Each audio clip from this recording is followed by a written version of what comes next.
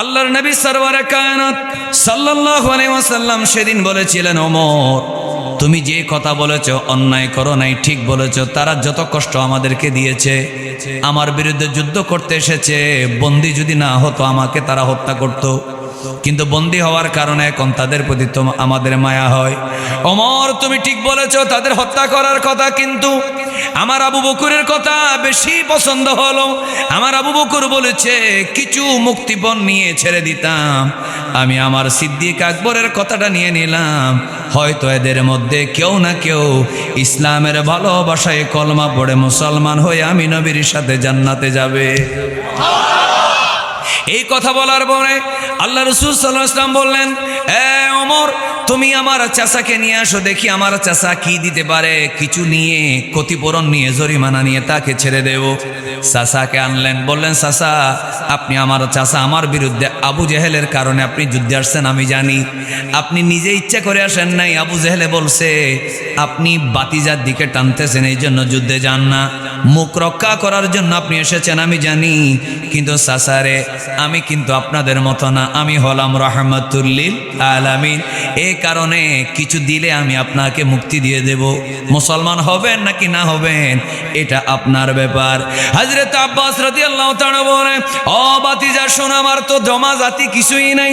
এমন সময় আমার নবী মুস্কি এসে বলে, যুদ্ধের ময়দানে আসার সময় আমার চাচিকে বলেছিলেন, ও আব্দুল্লাহর মা শোনো, ও আমার স্ত্রী শোনো, আমি আবু জেহেলের কারণে জোরাজুরির কারণে যুদ্ধে যাচ্ছি, হয়তো আমি আর ফেরত আসবো না, আমি তোমাকে 40টা মোহর দিয়ে যাচ্ছি, এইগুলা একটা গর্তের মধ্যে তুমি কি করে রাখো, গোপন করে রাখো। আমি যদি ফেরত আসি তো ফেরত আসলাম, আর যদি ফেরত না আসি আমার বাচ্চাদেরকে তুমি মানুষ করবা। আপনি আমার চাচিকে কতটা দিনার দিরহাম, আপনি কয়টা স্বর্ণ মুদ্রা দিয়ে এসেছেন এবং ঘরের কোন জায়গায় গেড়ে রেখেছেন আমি মদিনার থেকে জানার বলার ক্ষমতা আছে। একটু জোরে বলেন আল্লাহু আকবার। এই কথা বলার পরে আব্বাস রাদিয়াল্লাহু তাআলা বলে, ইয়া রাসূলুল্লাহ, ইয়া হাবিবাল্লাহ, এতক্ষণ মনে করলাম বাতিজা, এতক্ষণ মনে করলাম ক্ষমতা চান, এতক্ষণ মনে করলাম দেশের রাজত্ব চান, এতক্ষণ মনে করলাম দেশের রাষ্ট্রনায়ক হতে চান, এখনই বুঝতে পারলাম আসলে আপনি রাষ্ট্রনায়ক হতে আসেন নাই, আপনি ক্ষমতার জন্য আসেন নাই, আপনি চেয়ারের লোভে কোনো কাজ করেন না, আপনি নবী, আপনি ইয়াসরাবে মদিনায়, আর আমি ছিলাম মক্কায়। মক্কার মধ্যে চাচির সাথে তো আমি কি বললাম, তোমার চাচির সাথে আমার বাচ্চারা জানে না, মক্কার মানুষে জানে না, মদিনার মানুষে জানে না, এত মাইল দূরে আপনি কিভাবে জানলেন? আমি আল্লাহর কসম করে বলি আপনি আমার বাতি জানা, আপনি অবশ্যই একজন আল্লাহর রাসূল। আর দেরি না করে কলমা পড়াইয়া আপনার সাহাবী আমাকে বানাইয়া নে। একটু জোরে বলুন আল্লাহু আকবার। আমার বাইরা মনোযোগ, ওই সময় দেখা গেল আব্বাস রাদিয়াল্লাহু তাআলা কে আমার নবী বললেন, ও চাচারে আমি খুশি হয়ে গেলাম, আপনাকে তো আর জরিমানা দিতে হলো না, আপনি মুসলমান হয়ে গেলেন, আমার চাচিকে তাড়াতাড়ি মক্কা থেকে মদিনায় নিয়ে আসেন। মোহাব্বতে সুবহানাল্লাহ বলে না কেন? আপনি তাড়াতাড়ি নিয়ে আসেন, আমার সাথে পড়ে দেন। আমার নবী পড়াই দিলেন, হযরতে চাচা আব্বাস রাদিয়াল্লাহু আনহু পড়ে দিলেন, আশহাদু আল্লা ইলাহা ইল্লাল্লাহু ওয়া আশহাদু আন্না মুহাম্মাদান রাসূলুল্লাহ সাল্লাল্লাহু আলাইহি সাল্লাম পড়ে দিলেন। কলেমা পড়ার পরে এমন সময় আমার নবী বললেন, এ মদিনার কে আছো? আমার চাচা যুদ্ধের ময়দানে যখন ছিল, বন্দী যখন হয়েছিল, মুসলমান সৈন্যরা আমার চাচা যেহেতু কাফেরের মধ্যে ছিল, তাকে বন্দি করার সময় টানাটানি করেছে, টানাটানি করার সময় তার কাপড় ছিঁড়ে গেছে। আমার চাচাকে কে কাপড় দিবা? আমার চাচার শরীরটা সুঠাম দেহের অধিকারী, একটু লম্বা চওড়া ছিল, ওনার শরীরের সাথে ফিট হয় এমন কাপড় কার আছে? ও আব্দুল্লাহ, তোমার বাবা যদিও মুনাফিকের সরদার ছিল, তোমার বাবা আমার চাচার জন্য কাপড় দিয়েছে, তার ঋণ শোধ আমি করে দেব, দুনিয়ার মধ্যে কারো হক আমি বাকি রাখবো না। আমার চাচাকে কাপড় দেওয়ার কারণে আমি আমার কাপড়টা তোমার বাবার কাফনের জন্য দিয়ে দিলাম। আমার নবীজি বলেন, আমার চাচাকে সেদিন কাপড় দিয়েছিল তোমার আব্বার শরীরের সাথে ফিট হয় এমন আর কারো ছিল না, আমার চাচার সাথে শরীর ফিট হয়, তোমার আব্বার কাপড়টা আমার চাচার শরীরের সাথে মিলে গিয়েছিল, এই জন্য আমি খুশি হয়েছি। তার প্রতিদান হিসেবে আমি আমার একটা কাপড় তোমার আব্বার কাফনের জন্য দিচ্ছি, আর আমি জানাজাও পড়াচ্ছি। কোরআনুল কারীমের সূরাতুল মুনাফিকুন, এই সূরাটা নাজিল হয়েছে মদিনা মুনাওয়ারায়। এই সূরার মধ্যে আয়াত হচ্ছে আপনার 11টি। এই সূরাটা মাদানী সূরা, কারণ মদিনা মুনাওয়ারায় এই সূরা নাজিল হওয়ার কারণ হলো নবী করিম সাল্লাল্লাহু আলাইহি ওয়াসাল্লাম যখন মক্কায় ছিলেন তখন সেখানে ছিল মুশরিকরা, কিন্তু মদিনা মুনাওয়ারায় তো সেই মক্কার মধ্যে মুশরিক ছিল, কাফের ছিল, কিন্তু মুনাফিক ছিল না। কিন্তু নবী করিম সাল্লাল্লাহু আলাইহি ওয়াসাল্লাম যখন মক্কা থেকে মদিনায় গেলেন, মদিনা মুনাওয়ারায় হিজরত করার পরে সেখানে দুই ধর্মের মানুষ বেশি, কেউ হচ্ছে ইহুদি আর কেউ হচ্ছে খ্রিস্টান। তাদেরকে এক কথায় বলা হয় আহলে কিতাব।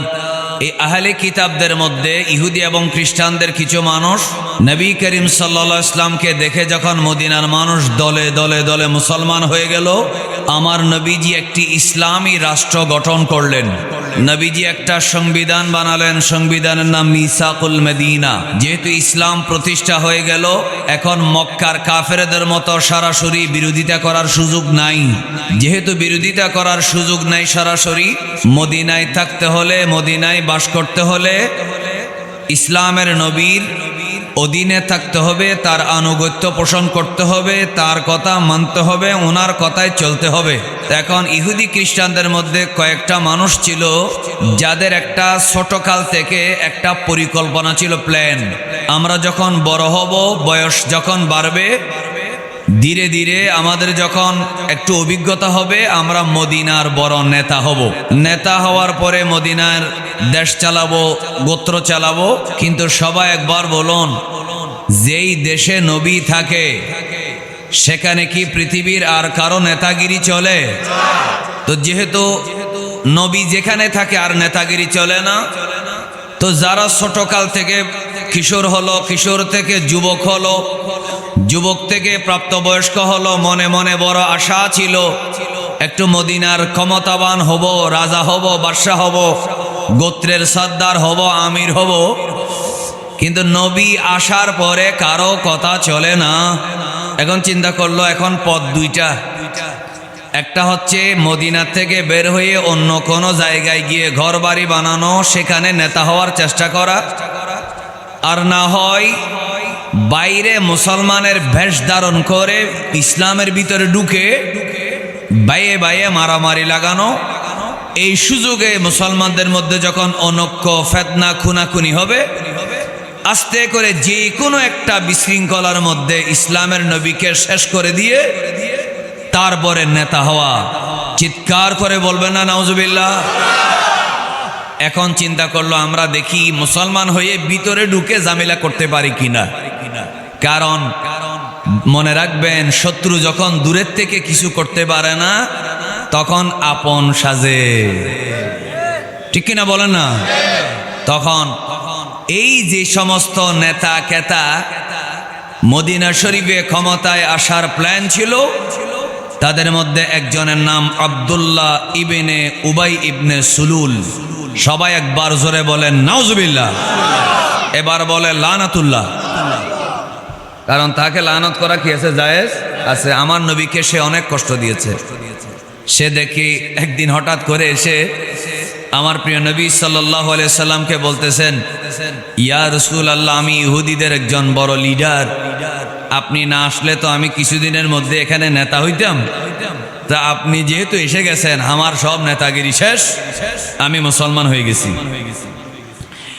এখন মুসলমান হয়ে গেছি বলার পরে আপনাদের তো সুবহানাল্লাহ বলতে ইচ্ছা হচ্ছে, কিন্তু মুনাফিক মুসলমান হইলে কি লাভ না ক্ষতি? এই জন্য সবাই সুবহানাল্লাহ বলার জায়গায় একবার জোরে নাউজুবিল্লাহ বলে দেন।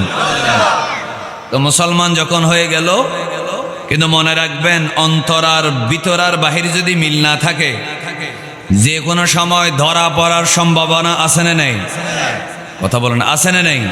কারণ আপনি কতক্ষণ অভিনয় করবেন? ভিতরে তো বিদ্বেষ, ভিতরে তো ঘৃণা, ভিতরে তো ইসলাম সহ্য করতে পারে না, ভিতরে তো আমার নবীর অস্তিত্ব, জোরে বলে না, সহ্য করতে পারে।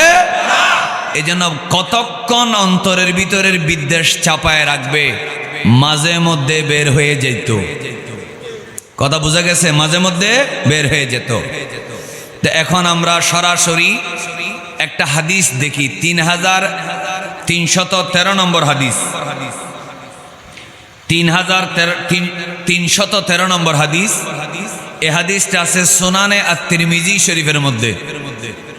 রাসূল করিম সাল্লাল্লাহু আলাইহি ওয়াসাল্লামের একজন সাহাবী, নাম হচ্ছে হযরতে যায়েদ ইবনুল আরকাম রাদিয়াল্লাহু তাআলা, একবার এই বাংলাদেশের রাঙ্গুনিয়ার হালিমপুরে জমিনে নবীর প্রেমিক সাহাবীকে একবার জোরে বলে দেন মারহাবা।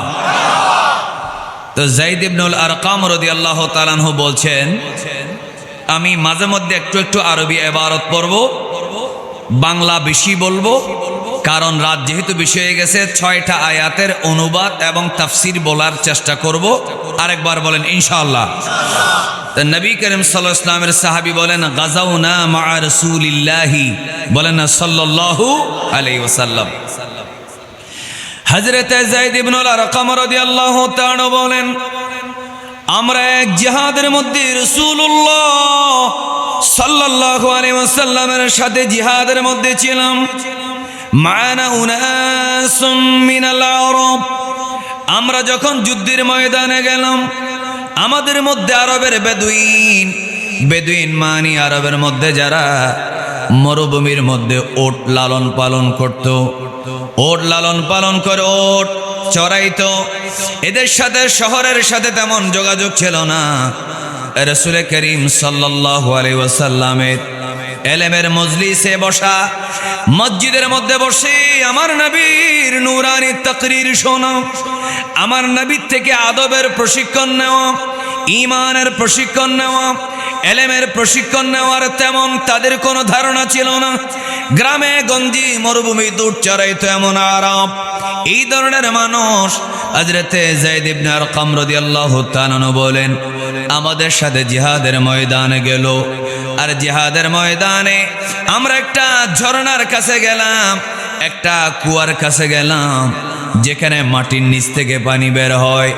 আমরা সেখানে যাওয়ার আগে, আনসারীরা সেখানে যাওয়ার আগে, এই ধরনের কিছু আরবি বেদুইন মানুষ ওই ঝর্ণার কাছাকাছি পৌঁছে আগে ভাগে তারা পানি নেওয়া শুরু করলো।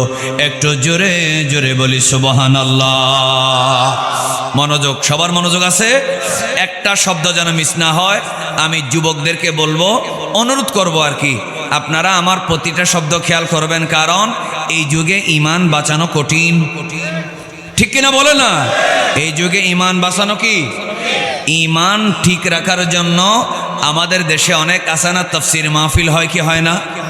তাফসীর মাহফিলে কোরআন সামনে নেয়, এইভাবে নারায় লড়াই আমার নবীকে কাউবয় বলে। নাউজুবিল্লাহ, জোরে বলে না কেন? আবার অনেকে বেচতে টিকিট বেচে তাফসীর মাহফিলে। আমরা রাজনীতিতে যাচ্ছি না, কিন্তু একটা কথা সবাই একবার বলুন, আমার নবী ছাড়া কেউ কি কাউকে জান্নাতের টিকিট দিতে পারে? আমার নবী চাইলে দুনিয়ায় থাকতে কাউকে জান্নাতি বলার ক্ষমতা আছে না? না। কিন্তু ভাইয়ের আমার, আমরা সেই ধরনের মন গড়া দলীয় পলিটিক্যাল তাফসীর করব না। ইনশাআল্লাহ আমরা তাফসীর করব হাদিসের নাম্বার বলে বলে।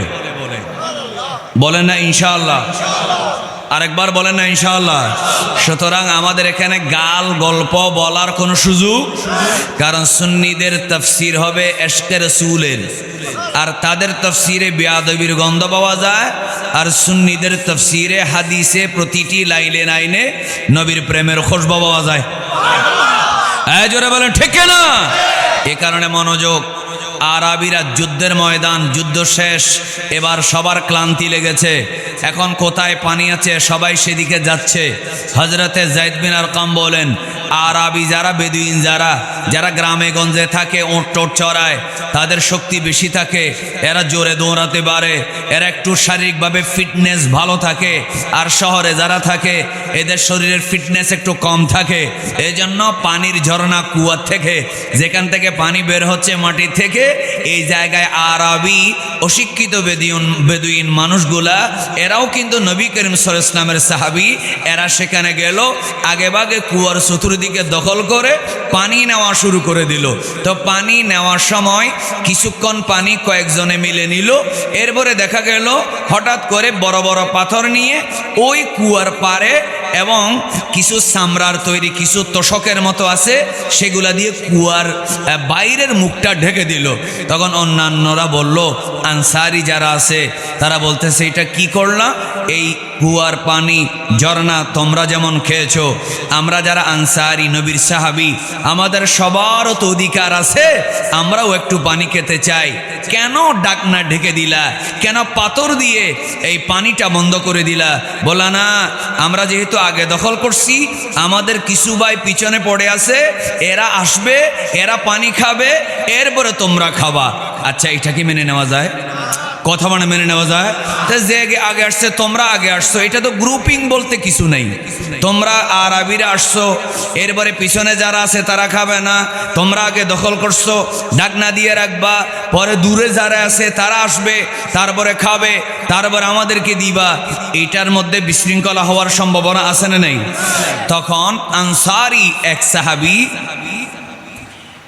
বললেন, এটা তো অন্যায়, এটা হতে পারে না, এটা হতে পারে না।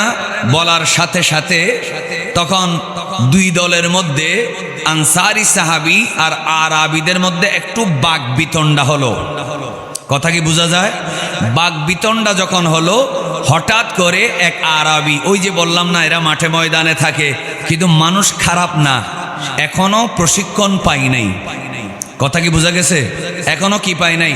প্রশিক্ষণ পাই নাই। নবীর কাছ থেকে আদব যেভাবে শিখতে হয় এখনো সেটার ট্রেনিং পাই নাই। সে কারণে হঠাৎ করে আনসারি একটার মাথার মধ্যে আঘাত করলো। আঘাত করার সাথে সাথে মদিনার মানুষ আনসারি, ওনার মাথা ফেটে গেল।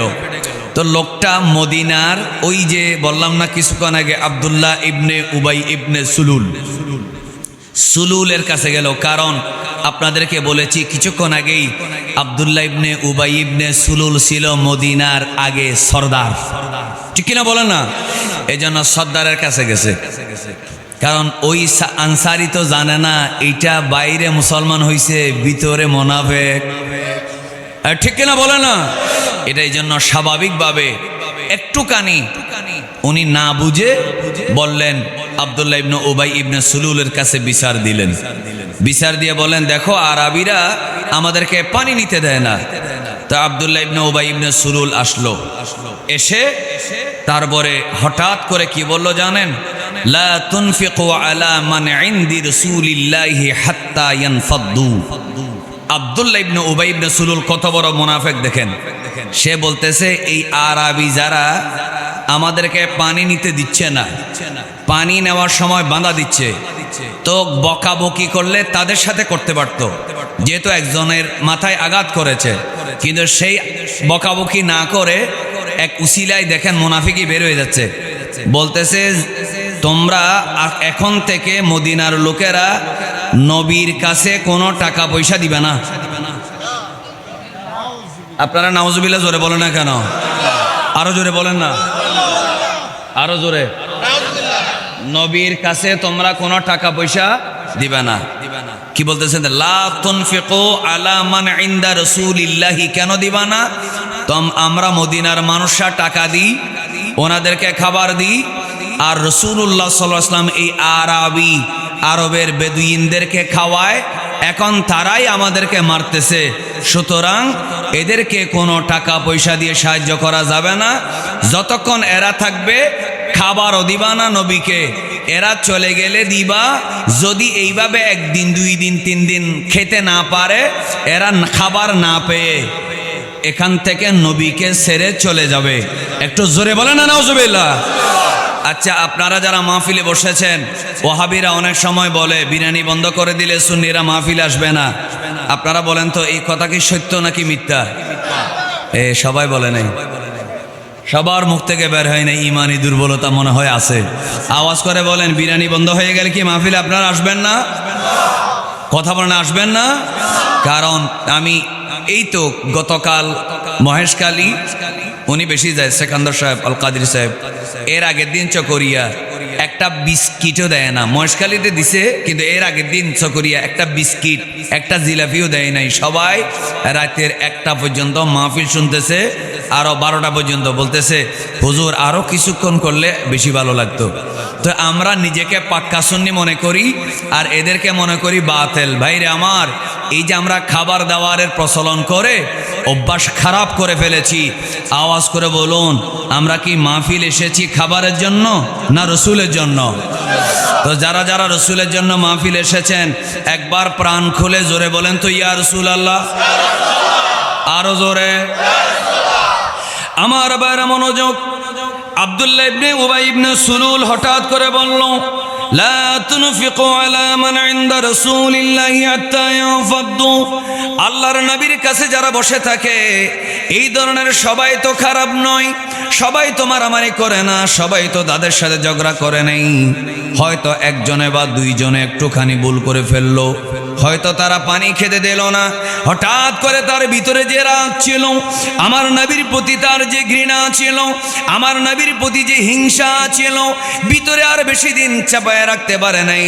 হঠাৎ করে বলে দিল, এই লোকগুলাকে খাওয়ায়া খাওয়ায়া নবী আমাদের বিরোধী বানাচ্ছে, এরা যতক্ষণ থাকবে ততক্ষণ পর্যন্ত নবীকে খাবার দিবা না। আল্লাহর নবীর পাশ থেকে তারা যখন চলে যাবে তখন তোমরা খাবার দিবে। এই কথা বলার পরে হঠাৎ করে তার জবান থেকে বের হয়ে গেল, আমরা একটা কাজ করব, লা ইন রাজাতুম ইলাল মাদিনাতি লা ইখরিজান্নাল আ'আজ্জু মিনহাল আদাল। আমার সঙ্গী সাথীরা শোনো, যে আরবীরা আমাদেরকে মেরে মারলো, আমাদের মাথা ফাটাইলো, আমাদেরকে পানি বন্ধ করে দিল, আমরা যুদ্ধ শেষ হওয়ার পরে মদিনায় যখন ফিরে যাব, এই মদিনায় ফিরে যাওয়ার পরে আমরা মদিনার মানুষরা, আমরা ইজ্জতওয়ালা মানুষরা যারা বাইরের থেকে এসেছে, আমরা তাদের সবাইকে মদিনার থেকে বের করে দেব। একটু জোরে জোরে বলি নাউজুবিল্লাহ। আরো জোরে বলেন। আচ্ছা, এত বড় বেয়াদব আর পৃথিবীতে আছে? কিরে কথা বলে না কেন? আর আছে? আপনি হয়তো বলতে পারেন, হুজুর আরবি যেহেতু বোকামি করছে, পানি বন্ধ রাখছে, আগে আমাদের গ্রুপে খাবে তারপরে খাবে, এটা অবশ্যই ঠিক নয়। আর মাথায় আঘাত করা, একটু ফেটে যাওয়া, এটা ঠিক নয়। কিন্তু ভিতরে নবীর প্রেম থাকলে সে বলতো, ইয়া রাসূলুল্লাহ, এই অশিক্ষিত মানুষগুলা আমাদের সাথে এমন আচরণ করেছে, বিচার তো নবীর কাছে দেওয়ার দরকার ছিল। কিন্তু তা না করে কি বলল? লা ইখরিজান্নাল আ'আজ্জু মিনহাল আদাল। আজকের পরে মদিনায় গিয়া যারা সম্মান কম, যারা আমাদের কাছে আশ্রিত, আমরা হলাম মদিনার মানুষ, আমরা আশ্রয়দাতা, এরা আশ্রিত, আমরা আ'আজ্জু, আমাদের সম্মান বেশি, এরা আযাল্লু, এদের সম্মান কম, এরা অপমানিত, আমরা মদিনায় তাদেরকে থাকতে দেব না, এখান থেকে গিয়ে এদেরকে মদিনার থেকে বের করে দেব। একবার চিৎকার করে বলেন নাউজুবিল্লাহ। বলেন, এ কি মুসলমান না মুনাফিক? আরেকবার বলেন, মুসলমান না মুনাফিক? মুনাফিক। যখন এই কথা বলল হযরতে যায়েদ বিন আরকাম, ওই যার কথা বলছিলাম মনে আছে রাদিয়াল্লাহু তাআলা, তিনি মনে মনে চিন্তা করলেন, কি রে বাবা, অন্যায় একটু করেছে, পানি বন্ধ করে দিয়েছে, মাথা ফাটিয়ে দিয়েছে, তাও বুঝলাম, কিন্তু এই লোককে তো আমি মনে করতাম নবীর সাহাবী, এই লোককে তো মনে করতাম আমার নবীর কাছে এসে কলমা পড়েছে, এ তো নামাজও পড়ে আমার নবীর পিছনে। নাউজুবিল্লাহ বলেন। আচ্ছা বলুন, সবার আওয়াজ চাই, যুবকদের একটা কণ্ঠ যেন ছোট না হয়। এই ধরনের নবীর প্রতি বিদ্বেষ শেখে, নিজেদেরকে আশ্রয় দাতা মনে করলে, নবীকে আশ্রিত মনে করলে, নিজেকে আ'আজ্জু বেশি সম্মানিত, নবীকে অপমানিত মনে করলে, যুবকরা একটু জোরে বলো তো দেখি, তার ভিতরে কি ঈমান আছে? তার ভিতরে ঈমান? তো যায়েদ ইবনুল আরকাম রাদিয়াল্লাহু তাআলা আনহু গিয়ে চাচাকে বললেন, উনি তো বয়সে তেমন বেশি না, তরুণ মানুষ, কি বলে, চাচা ঘটনা একটা শুনছি এরকম, কারণ সব সময় নবীর পিছনে নামাজ পড়েন, সামনের কাতারে থাকে, এরকম একটা মানুষ যদি বলে, চল আমরা মদিনায় গিয়ে কিছুদিনের মধ্যে মদিনার থেকে নবীকে বাইর করে দেব, আচ্ছা এটা একটা মারাত্মক কথা না? তো তিনি চাচার কাছে গেলেন, বল চাচা, আমি তো একটা মারাত্মক কথা শুনেছি। কে বলছে? বলছে আব্দুল্লাহ ইবনে উবাই ইবনে সুলুল। কি বলেছে? বলেছে সামান্য একটা পানি নেওয়ার ঘটনাকে কেন্দ্র করে বলতেছে মদিনায় থেকে নবীকে বের করে দিবে। তখন হযরতে যায়েদ বিন আরকামের চাচা রাসূলুল্লাহ সাল্লাল্লাহু আলাইহি ওয়াসাল্লামের কাছে কথাটা বলে দিল। আচ্ছা সবাই একটু জোরে বলেন, আমার নবী জানে? না বললে তো হবে না, বলেন আমার নবী জানে। জানার ক্ষমতা আমার নবীকে কে দিয়েছে? কিন্তু নবী করিম সাল্লাল্লাহু আলাইহি ওয়াসাল্লাম দেখেন, আমার নবী কিন্তু একটা দেশ কেমনে চালাতে হয় সেটা জানেন। এই জন্য নবী করিম সাল্লাল্লাহু আলাইহি ওয়াসাল্লাম বললেন, আব্দুল্লাহ ইবনে উবাই ইবনে সুলুল বলছে কি বলে নাই, এটা আমি একটু তার কাছে জিজ্ঞেস করব, তাকে ডাকো। তো ডাকা হলো। ডাকার পরে বলল, এই আব্দুল্লাহ ইবনে উবাই ইবনে সুলুল, তুমি নাকি সামান্য পানি নেওয়ার কেন্দ্র করে, আগে খাওয়া পানি পরে খাওয়া, এটাকে কেন্দ্র করে তুমি নাকি বলছো আমরা মদিনায় আসছি মক্কা থেকে, উড়ে এসে জুড়ে বসছি, আমাদেরকে বাইর করে দিবা, এ কথা কি তুমি বলেছো? তখন সে বলতেছে, ওয়াল্লাহ বিল্লাহ তাল্লাহ আমি বলি নাই। সবাই নাউজুবিল্লাহ জোরে বলে না কেন? আমি বলি নাই। তো আমি বলছি নাশহাদু ইন্নাকা লা রাসূলুল্লাহ, আমরা অন্তর থেকে সাক্ষী দিই আপনি আল্লাহর রসুল। কথা বুঝছেন? আপনি আল্লাহর রসুল, আমরা মুনাফিক নই। আমি অন্তর থেকে সাক্ষী দিই আপনি আল্লাহর রসুল, আমি মুমিন, আমি ইমানদার, আমি নামাজি, আপনার পিছনে নামাজ পড়ি। এই কথা বলার পরে রাসূল করিম সাল্লাল্লাহু আলাইহি ওয়াসাল্লাম যায়েদকে বলে, তোমাকে কে বলছে? বলে আমার বাতিজা বলছে। এই এদিকে আসো, তুমি তোমার চাচাকে এটা বলছো? বলছি তো। তো আব্দুল্লাহ ইবনে উবাই ইবনে সুলুল সে তো আল্লাহ বিল্লাহ তাল্লাহ করে শপথ করছে, সে বলছে বলে নাই, সে তো শপথ করছে। আল্লাহ রাসূল যখন এইভাবে বললেন, যায়েদ ইবনে আরকাম মন খারাপ করলেন। মন খারাপ করে একবারে চেহারা মলিন করে বসে আছে। সারা রাত চলে গেল। রাত যাওয়ার পরে সকাল হলো। যায়েদ ইবনে আরকাম রাদিয়াল্লাহু তাআলার মনে ব্যথা। কেন? কারণ আমি নিজের কানে শুনেছি আস্তে আস্তে করে সঙ্গীদেরকে বলছে ওনাকে মদিনার থেকে বের করার ব্যবস্থা করতেছি। নাউজুবিল্লাহ, আরেকবার বলেন না। তো এখন আমার নবী আমার কথা কেন বিশ্বাস করলো না?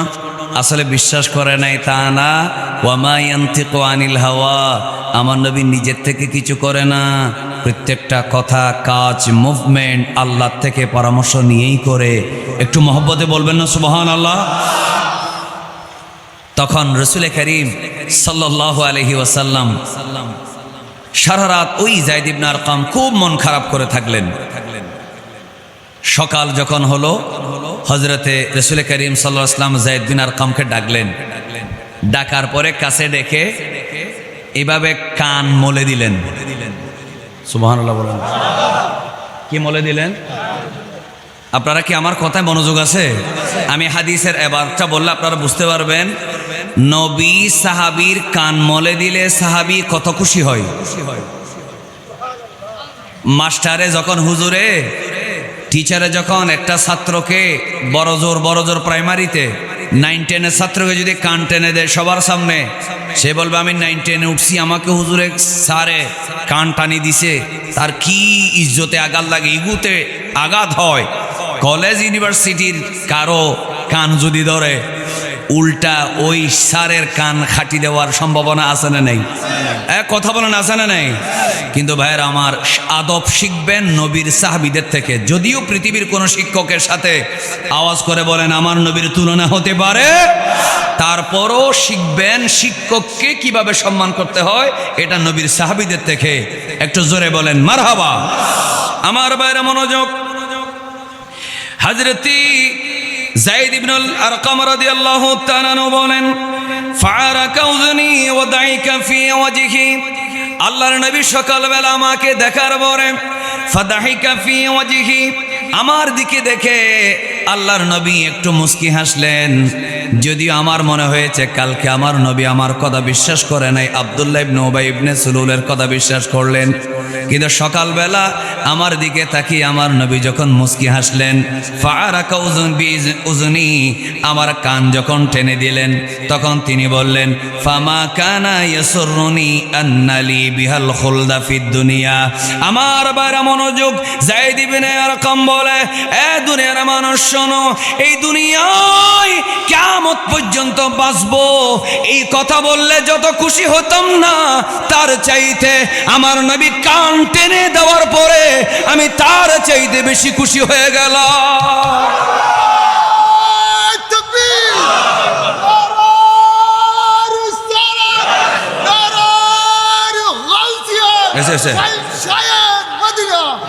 দেখেন তিনি কি বলতেছেন, আমি আপনাদেরকে হাদিস নোট থেকে বা রেডি করে কথা বলি, এই জন্য কি আপনারা রাগ করেন? কারণ কোরআন হাদিস যখন আপনি সিস্টেম করে সিরিয়ালি কথা বলবেন তখন এলোমেলো হবে না। ইসলাম অনেক কিছু শেখা যায়, ঠিক কিনা বলেন না? এলোমেলো কথা বললে কিছু হবে না। আমার নবীজি বলছেন ফাআরাকা উদনি, সাহাবী বলছেন আমার নবী যখন আমার কান টেনে দিলেন, ওয়া দাহিকা ফি ওয়াজিহি, আমার দিকে তাকিয়ে যখন চেহারার দিকে ফিরে মুস্কি হাসলেন, তখন আমার কি মনে হলো জানো?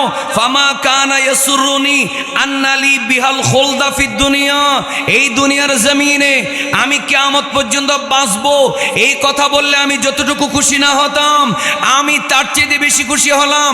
আবার এই হাদিসের সরার মধ্যে তাফসিরের মধ্যে এটাও বলা হলো, এখানে খুলদা মানি শুধু দুনিয়া নয়, আমাকে যদি রাসূল বলতেন আমি তোকে জান্নাতুল ফেরদাউসের আমি তোকে গ্যারান্টি দিলাম, এই কথা বলার চেয়েও আমার নবী আমার কান ধরেছে, বেহেশতের চাইতেও আমার নবীর কান টেনে দেওয়া আমার জন্য বেশি আনন্দের বিষয়। মানে খুলদা মানি এখানে তিনি বলতেছেন জান্নাত, বলে না খুলদা মানে কি? জান্নাত, মানে জান্নাত দিয়ে দিবে। এটা বললেও আমি এত খুশি হইতাম না, আমার নবী আমাকে কান টেনে দিছে আমি যত খুশি হয়েছি। সুবহানাল্লাহর আওয়াজ হচ্ছে না আরো জোরে? আমার নবীর প্রতি সাহাবায়ে কেরামের এই আদব আছে না নেই? তখন নবী করিম সাল্লাল্লাহু আলাইহি ওয়াসাল্লামের সাহাবী সিদ্দিক আকবর আসলেন, বললেন আমার নবী তোমাকে কি বলছে? বলে আমার নবী আমাকে কান টেনে দিছে, আমার দিকে তাকিয়ে মুস্কি হাসছে। বলে হুজুর, ওগো সিদ্দিক আকবর, এটা সিদ্দিক আকবরের মাস, ওগো সিদ্দিক আকবর আপনি শুনেন, গতকাল আমার নবী যখন আমাকে বলছে আব্দুল্লাহ ইবনে উবাই ইবনে সুলুল আল্লাহর কসম করে বলছে সে নাকি আমাকে মদিনা থেকে বের করে দিবে, কথা বলে নাই। আমার কথা যখন আমার নবী বিশ্বাস করে নেই, আমার অনেক ব্যথা লাগছিল। আমি মনে মনে চিন্তা করছি পিছনে কোনো রহস্য আছে, পিছনে কোনো কারণ আছে, আমার অনেক দুঃখ লাগছিল।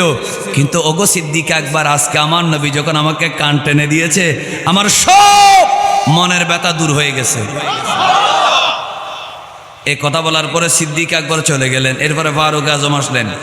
ফারুক আজম রাদিয়াল্লাহু তাআলা মানে বুঝেন তো, ওমর রাদিয়াল্লাহু তাআলা, তিনি এসে বললেন এই আমার নবী তোমাকে কি বলছে?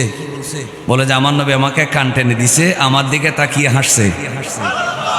তো তিনি একই কথা বললেন। কথা বলার পরে তারপরে হযরতে হঠাৎ করে নবী করিম সাল্লাল্লাহু আলাইহি ওয়াসাল্লামের দুইজন সাহাবী বলেন আবশির, তুমি খুশি থাকো, তুমি সুসংবাদ শোনো, তোমার জন্য সুসংবাদ আসতেছে। তোমাকে আমার নবী কালকে অস্বীকার করেছে, অবিশ্বাস করেছে, এটা তুমি মনে মনে চিন্তা করছো, কিছুক্ষণের মধ্যেই দেখবা সুসংবাদ এসে যাবে। আচ্ছা বলেন তো দেখি, সিদ্দিক আকবরে আমার নবীর মনের খবর জানে কি জানে না? হ্যাঁ, মাঝখানের ছেলেরা একবার জোরে বলেন আমার নবীর মনের খবর জানে কি জানে না? সাহাবায়ে কেরাম যারা সিদ্দিক আকবর, ফারুক আজম রাদিয়াল্লাহু তাআলা আনহুমা, ওনারা আমার নবী মনে মনে কি চায় এটা জানতেন, আর ওনারা মনে মনে কি চায় এটা আমার নবী জানতেন। একবার জোরে বলেন মারহাবা। বললেন তুমি সুসংবাদ নাও, অপেক্ষা করো, কিছুক্ষণের মধ্যে সুসংবাদ আসতেছে। এমন সময় আমার বাইরে মনোযোগ, হঠাৎ করে ফালাম্মা আসবাহানা করা রাসূলুল্লাহ সাল্লাল্লাহু আলাইহি ওয়াসাল্লাম, সকাল যখন হলো, এই সকাল বেলায় হঠাৎ করে আমার নবী আমাকে ডাকলেন।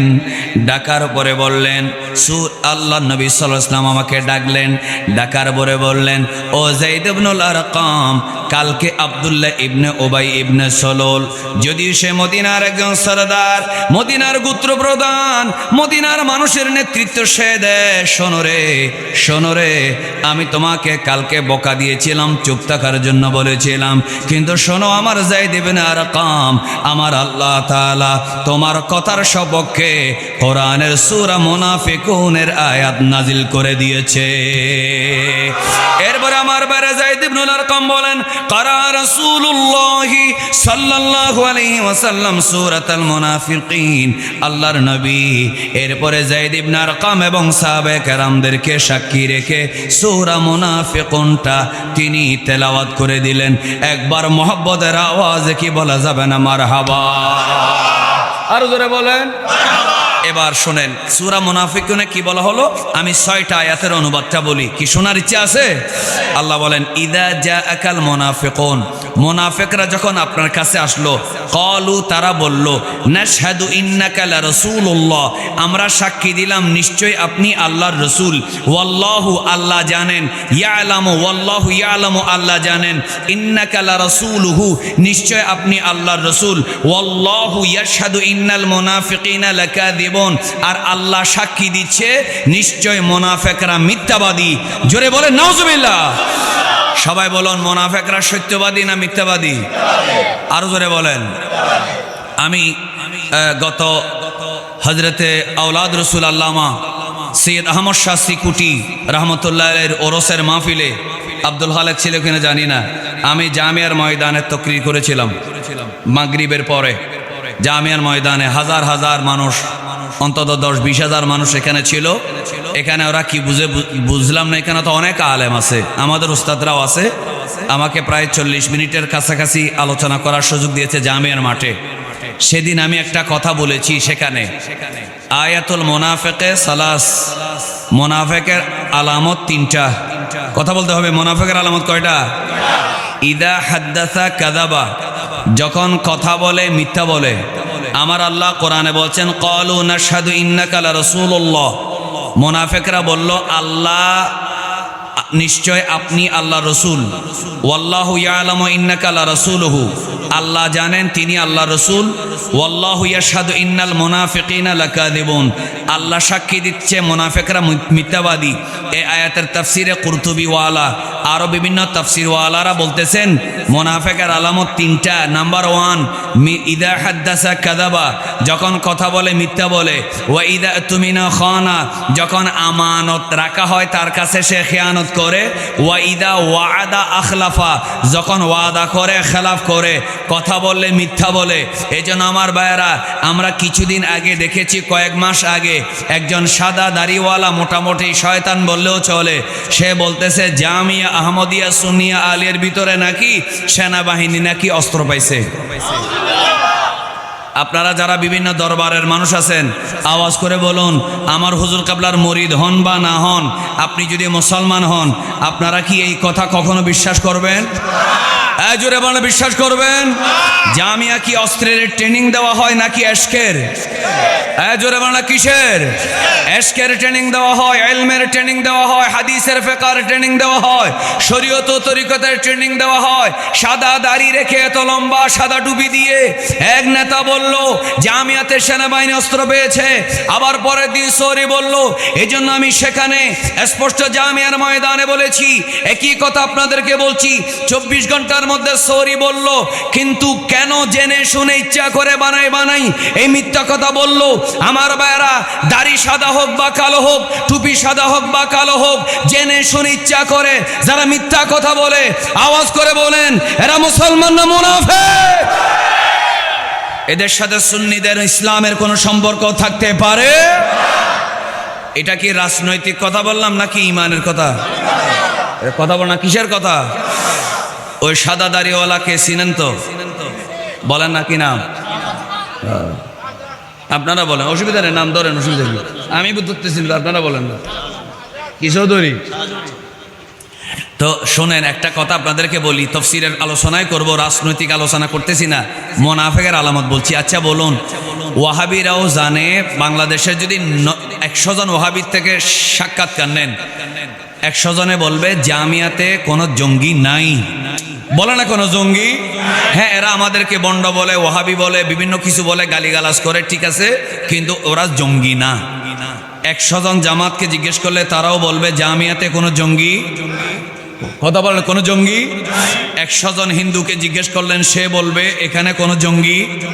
বৌদ্ধকে বললে, ইহুদি খ্রিস্টানকে বললে, জুম্মা চাকমাকে বললে, এমনকি নাস্তিক যারা আছে খোদাদ্রোহী তসলিমা নাসরিন সহ যত নাস্তিক মুরতাদ আছে তাদের থেকেও যদি জিজ্ঞেস করা হয়, এমনকি গোয়েন্দা বাহিনীর প্রধান সহ সবাইকে যদি তদন্ত করা হয়, আর্মি পুলিশ বিডিআর এবং র্যাবকে যদি জিজ্ঞেস করা হয়, আওয়াজ করে বলেন না জামিয়ার মধ্যে কোনো অস্ত্র আছে?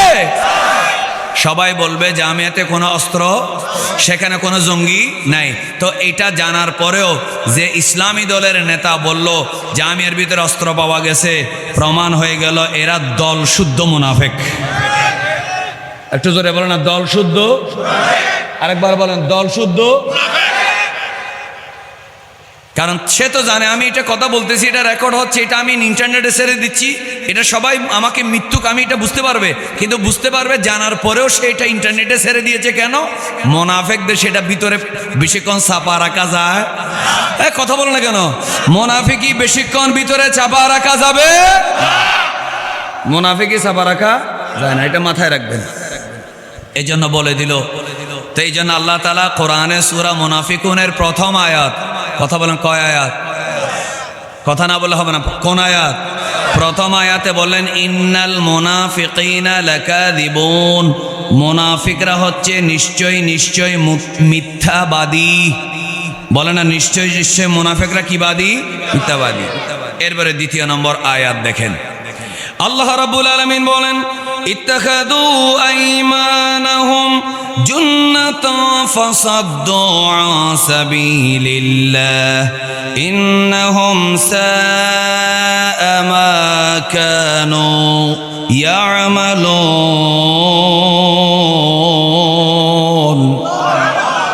একটু জোরে বলেন আল্লাহু আকবার। এরপর আল্লাহ রাব্বুল আলামিন বলেন, আমার বান্দারা শোনো, ও সাহাবায়ে কেরাম শোনো, ইত্তাখাযু আইমানাহুম জুন্নাহ, এই মুনাফিকরা কোথায় কোথায় আল্লাহ বিল্লাহ তাল্লাহ বলে শপথ করে, কোরআন ধরে ধরে মাহফিলে শপথ করবে। এই মুনাফিকরা তখন ১৫০০ বছর আগে মদিনা শরীফের মধ্যে শপথ করত, এরা মক্কার মধ্যে শপথ করত, এরা এখনো বাংলাদেশে আল্লাহর নাম ধরে শপথ করে। এই শপথটা তাদের জন্য নিজে বাঁচার একটা ঢাল বানায়। ইত্তাখাযু আইমানাহুম জুন্নাহ, এরা নিজেদেরকে বাঁচানোর জন্য শপথ করে। ফাসাদ্দু আন সাবিলিল্লাহ, মানুষকে আল্লাহর রাস্তায় আসতে মানা করে। ইন্নাহুম সাআ মা কানু ইয়ামালুন, আমার আল্লাহ বলে মুনাফিকদের আমলগুলা বেশি বেশি খারাপ মন্দ আমল। আরেকবার জোরে জোরে বলেন নাউজুবিল্লাহ। সবাই আরেকবার আওয়াজ করে আকাশ বাতাস সাক্ষী রেখে, ওয়াজ কিন্তু বেশিক্ষণ হবে না, একবার জোরে বলেন তো দেখি, আমার নবীর সাথে বেয়াদবি করলে সে কখনো নিজেকে লুকিয়ে রাখতে পারবে? মদিনায় পারে নাই, সবাই বলে না মদিনায়, বাংলাদেশেও, চট্টগ্রামেও, রাঙ্গুনিয়াতেও, হালিমপুরেও। এটা ফয়সালা কার? চিল্লায় বলে না ফয়সালা কার? এই জন্য ভাইয়ের আমার, সুন্নি আছেন সুন্নি থাকেন, বিভিন্ন রাজনৈতিক দল করেন, আপনার ইচ্ছা হচ্ছে আমি ধরে রাখবো না, কিন্তু খবরদার সুন্নি সম্পর্কে বিরূপ মন্তব্য করা যাবে। আপনার ইচ্ছা হলে ভোট দেবেন, না হলে দেবেন না, কিন্তু সুন্নিদেরকে কোনো ট্যাগ লাগানোর চেষ্টা করবেন না। সুন্নিদেরকে ট্যাগ লাগানো, সুন্নিদেরকে বিভিন্ন কিছুর দোষর বলা, সুন্নিদেরকে দোষী বলা, সুন্নিদেরকে এই দলে ওই দলের দোষর বলা, এটা একটা মারাত্মক মুনাফিকি। আপনি যদি সুন্নি হন, আপনি নিশ্চয়ই জন্মের পর থেকে নিশ্চয়ই এই কথাটা জানেন, সুন্নিরা কারো দালাল নয়, খোদার কসম সুন্নিরা মদিনাওয়ালা নবীর গোলাম। এই জোরে বলেন ঠিক না? আমরা কার গোলাম? নবীর গোলাম শব্দটা 3 বার বলতে হবে, যেহেতু প্রথমবার বলেন না কাফারা হিসেবে। আমরা কার গোলাম? হয় নাই, আরো জোরে বলেন কার গোলাম? আবার বলেন কার গোলাম? আমরা কোন দলের দালালি করব? আচ্ছা, এই কথাটা কি রাজনৈতিক কথা বললাম? না, রাজনৈতিক আমি ভোটের কথা বলছি না, আমি বলতেছি সুন্নি মানে আকীদায় যারা সুন্নি তারা কোনোদিন আল্লাহ এবং রসুল ছাড়া, যারা বলেন কারো গোলামি করতে পারে না। মনোযোগ, রাসূল করিম সাল্লাল্লাহু আলাইহি ওয়াসাল্লামকে আল্লাহ কোরআনের আয়াত নাজিল করে কি বলছেন? এরা সব সময় শপথ করে মুনাফিকরা আল্লাহ বিল্লাহ তাআলা তাদের মুখে মুখে থাকে। কেন? ফাসাদ্দু আন সাবিলিল্লাহ, মানুষকে আল্লাহর রাস্তা থেকে সরায় দেয়। তাদের আমল খুব খারাপ। এরপর আল্লাহ বলেন যালিকা বিআন্নাহুম আমানু সুম্মা কাফারু, কেন? এরা ঈমান এনেছে বাইরে, অন্তরের ভিতরে কাফের। বলে না অন্তরের ভিতরে কাফের। এরপর আল্লাহ বলছেন ফাতুবি আলা কুলুবিহিম ফাহুম লা ইয়াফকাহুন, তাদের অন্তরে মোহর মেরে দেওয়া হলো। হ্যাঁ, তাদের অন্তরে মোহর মেরে দেওয়া হলো, এজন্য তারা বুঝে না। বলে না তারা বুঝে না। এই কথাটা বলছেন কে? আল্লাহ। সবাই বলে না এই কথাটা কে বলছেন? আল্লাহ। এরপরে আসেন আমরা একটু দেখব 4 নম্বর আয়াতে আল্লাহ কি বলছেন। আল্লাহ রাব্বুল আলামিন বলেন ওয়াইদা রাআইতাহুম তুজিবুকা আজসামুহুম ওয়া ইয়াকুলু তাসমা'u লিকাওলিহিম কাআন্নাহুম খুশুবুম মুসান্নাদাহ ইয়াহসাবুনা কুল্লা সাইহাতিন আলাইহিম হুমুল আদুওয়ু ফাহযারহুম قاتلهم-الله أنى يؤفكون।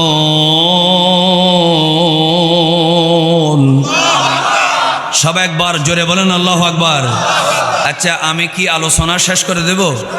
আপনাদের কি আমার কথাবার্তাগুলো কি অপছন্দ লাগতেছে? যদি লাগে আমাকে বলেন, আমি শেষ করে দেই। যদি কোরআনের আলোচনা অথেন্টিক আলোচনা যদি হয়ে থাকে, আপনারা উঠা বসা করাটা আদব হবে না, বেয়াদবি হবে? জোরে বলেন না, ঠিক না?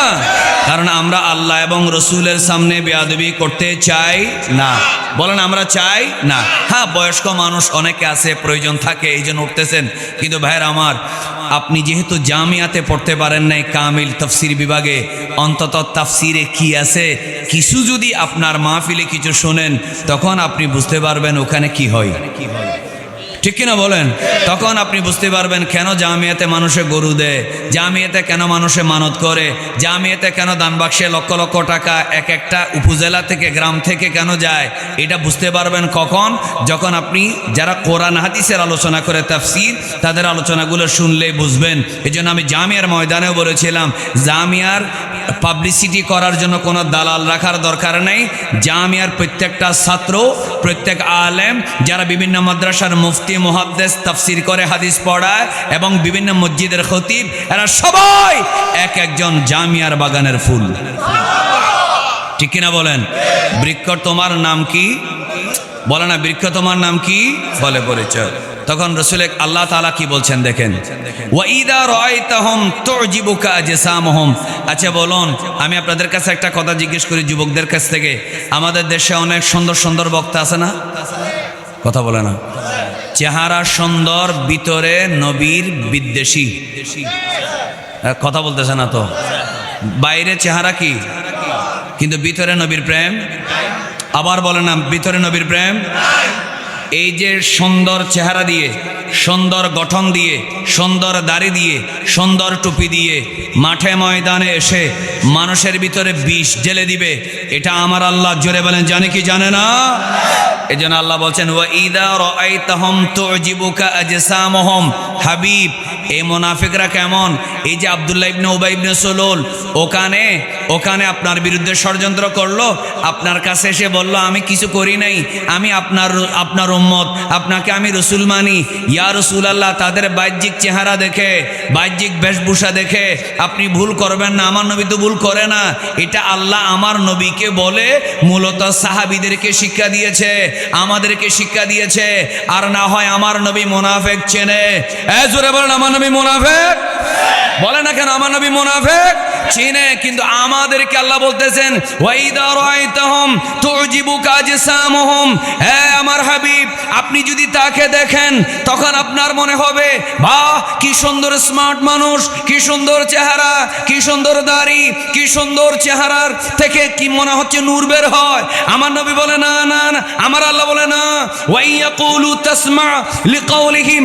নবীর মাধ্যমে আমাদেরকে আল্লাহ বলছে যখন তারা কথা বলে তোমরা তাদের কথা শোনো। শোনো, কান্নাহুম খুশুবুম মুসান্নাদা, ধোঁকা খাইও না। নবীকে কাউবয় বললে সে কখনো ইসলামিক স্কলার হতে পারে না। নবীকে কাউবয় বললে সে কখনো ইসলামিক স্কলার হতে পারে না। কান্নাহুম খুশুবুম মুসান্নাদা, দেওয়ালের সাথে শুকনা কাঠ গেড়ে দিলে সেই কাঠে যেমন কোনো কিছু শোনে না, শুকনা কাঠের ভিতরে যেমন কোনো প্রাণ নাই, এগুলো হচ্ছে নিষ্প্রাণ, এদের ভিতরে রুহানিয়ত নাই, তাদের কলবে নবীর মহব্বত নাই। একটু চিৎকার করে বলবেন না নাউজুবিল্লাহ? কে বলেছেন? কিছুক্ষণ বরবর বলেন না, কে বলেছেন? কাআন্নাহুম খুশুবুম মুসান্নাদা, যেন দেওয়ালের সাথে যে কতগুলো বাদাম মেরে রাখা হয়, কাঠ লাগানো হয়, এই দেওয়ালের সাথে শুকনা কাঠের মতো তারা। খুশুবুম মুসান্নাদা, এদের ভিতরে কোনো রু বলতে কিছু বলে না, তাদের ভিতরে নবীর প্রেম নাই। এবার আমরা যারা মাহফিলে বসেছি একবার জোরে জোরে বলুন, আমাদের ভিতরে নবীর প্রেম আছে না নাই? আল্লাহ বলছেন ওয়া ইদা রাআইতাহুম তুজিবুকা আজসামুহুম, আপনি তাদেরকে দেখলে আপনি বলে আল্লাহ আমাদেরকে বুঝাচ্ছেন, তাদের চেহারা, তাদের শরীর দেখলে আপনি আশ্চর্য হয়ে যাবেন। ওয়া ইয়াকুলু তাসমা লিকাউলিহিম, যখন তারা কথা বলে আপনি শুনেন। কাআন্নাহুম খুশুবুম মুসান্নাদা, মনে রাখবেন এরা শুকনা লাকড়ি কাঠের মতো। ইয়াহসাবুনা কুল্লা সাইহাতিন আলাইহিম, এই মুনাফিকগুলা বাইরে বেশভূষা সুন্দর হলেও, দাড়ি টুপি পাগড়ি থাকলেও এরা কেমন জানেন? এরা সব সময় যত আয়াত নাজিল হয়, নবী যত কথা বলে, এরা মনে করে আমার নবী এই কথাটা মনে হয় আমাদের বিরুদ্ধে বলেছে। সোরের মনে পুলিশ পুলিশ, একটু জোরে বলেন না ঠিক কিনা? সোরের মনে, দেখেন কথাটা কিরকম। আল্লাহ বলছেন ইয়াহসাবুনা কুল্লা সাইহাতিন, ইয়াহসাবুনা, তারা মনে করে কুল্লা সাইহাতিন আলাইহিম, কুল্লা সাইহাতিন আলাইহিম। আমরা যখন বলি, দেখি কয়েকটা উদাহরণ দিই, আপনারা যদি ঠিক মিলে যায় জোরে জোরে ঠিক বলবেন। আমরা যখন বলি নবীর দুশমনদের সাথে আমার কোনো বন্ধুত্ব নেই, তারা বলে আমাদেরকে গালি দিছো কেন? একটু জোরে বলেন, বলে কি বলে না? আমরা কি বলি? নবীর দুশমনদের সাথে আমাদের কোনো বন্ধুত্ব, তখন তারা বলে আমাদেরকে কেন গালি দিচ্ছ? তাহলে তারা নিজেদের দিকে টেনে নেয়। এরা বলে যে আমরা ওয়াহাবি না, আর আমরা যখন বলি ওয়াহাবিদের পিছনে নামাজ পড়া যাবে, তখন তারা বলে আমাদেরকে কেন গালি দিচ্ছ, এটাও নিজের দিকে টেনে নেয়।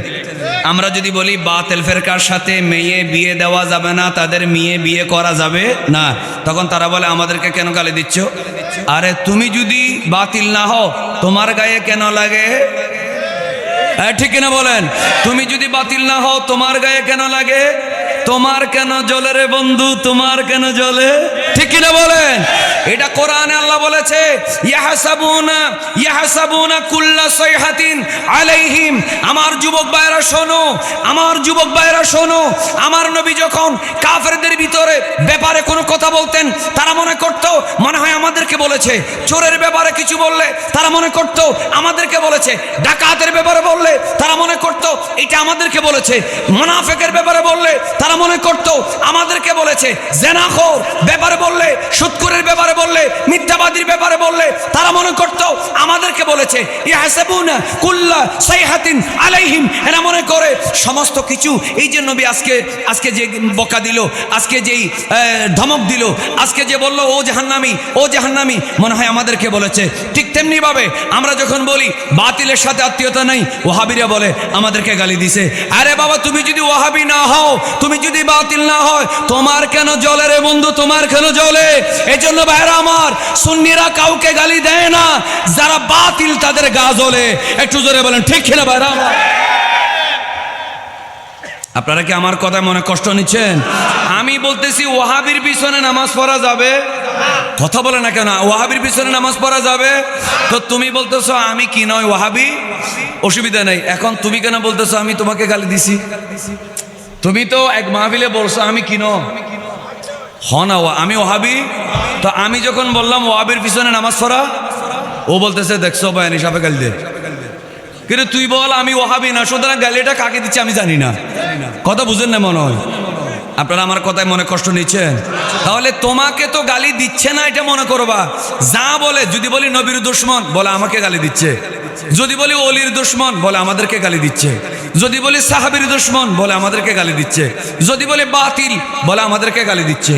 যদি বলি জাহান্নামী, বলে আমাদেরকে গালি দিচ্ছে। আরে তোরা কেন সব নিজেদের মতো মনে করতেছিস? তাহলে বোঝা গেল চোরের মনে পুলিশ পুলিশ।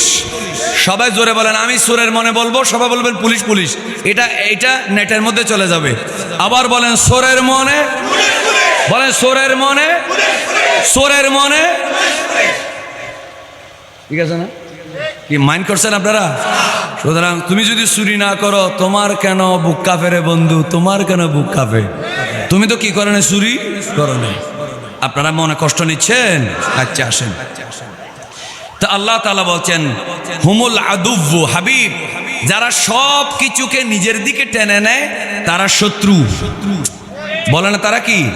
আচ্ছা, এখানে যদি একটা অ্যাম্বুলেন্স যায়, আপনি কি সে অ্যাম্বুলেন্সে গিয়ে রোগীর মাথায় পানি ঢালতে পারবেন? তো পিছনের দিকে দেখি লাভ নেই। মনে মনে দোয়া করেন, আল্লাহ যদি কোনো রোগী যায়, আল্লাহ তাকে শেফা দান করুক। আর একটু জোরে বলেন আমিন। পিছনে দেখে লাভ নাই, একটু দর্শই পড়েন কয়েকবার। আর আমরা একটা জিকির করতেছিলাম, কোনটা? ইয়া রাসূলুল্লাহ বলবো তো ইনশাআল্লাহ। কেন আমরা ইয়া রাসূলুল্লাহ বলতেছি সেটা পরের আয়াত আসতেছে। মহব্বতের আওয়াজে জোরে জোরে ইয়া রাসূলুল্লাহ, আরে জোরে জোরে ইয়া রাসূলুল্লাহ। গোসল করায়া কাফন পরায়া রাখিবে যখন কবরে শোয়ায়া, লয়নে গো কলে আপন বলিয়া ইয়া রাসূলুল্লাহ। আর জোরে জোরে জোরে ইয়া রাসূলুল্লাহ। মোহাব্বতে বলি আল্লাহুম্মা সাল্লি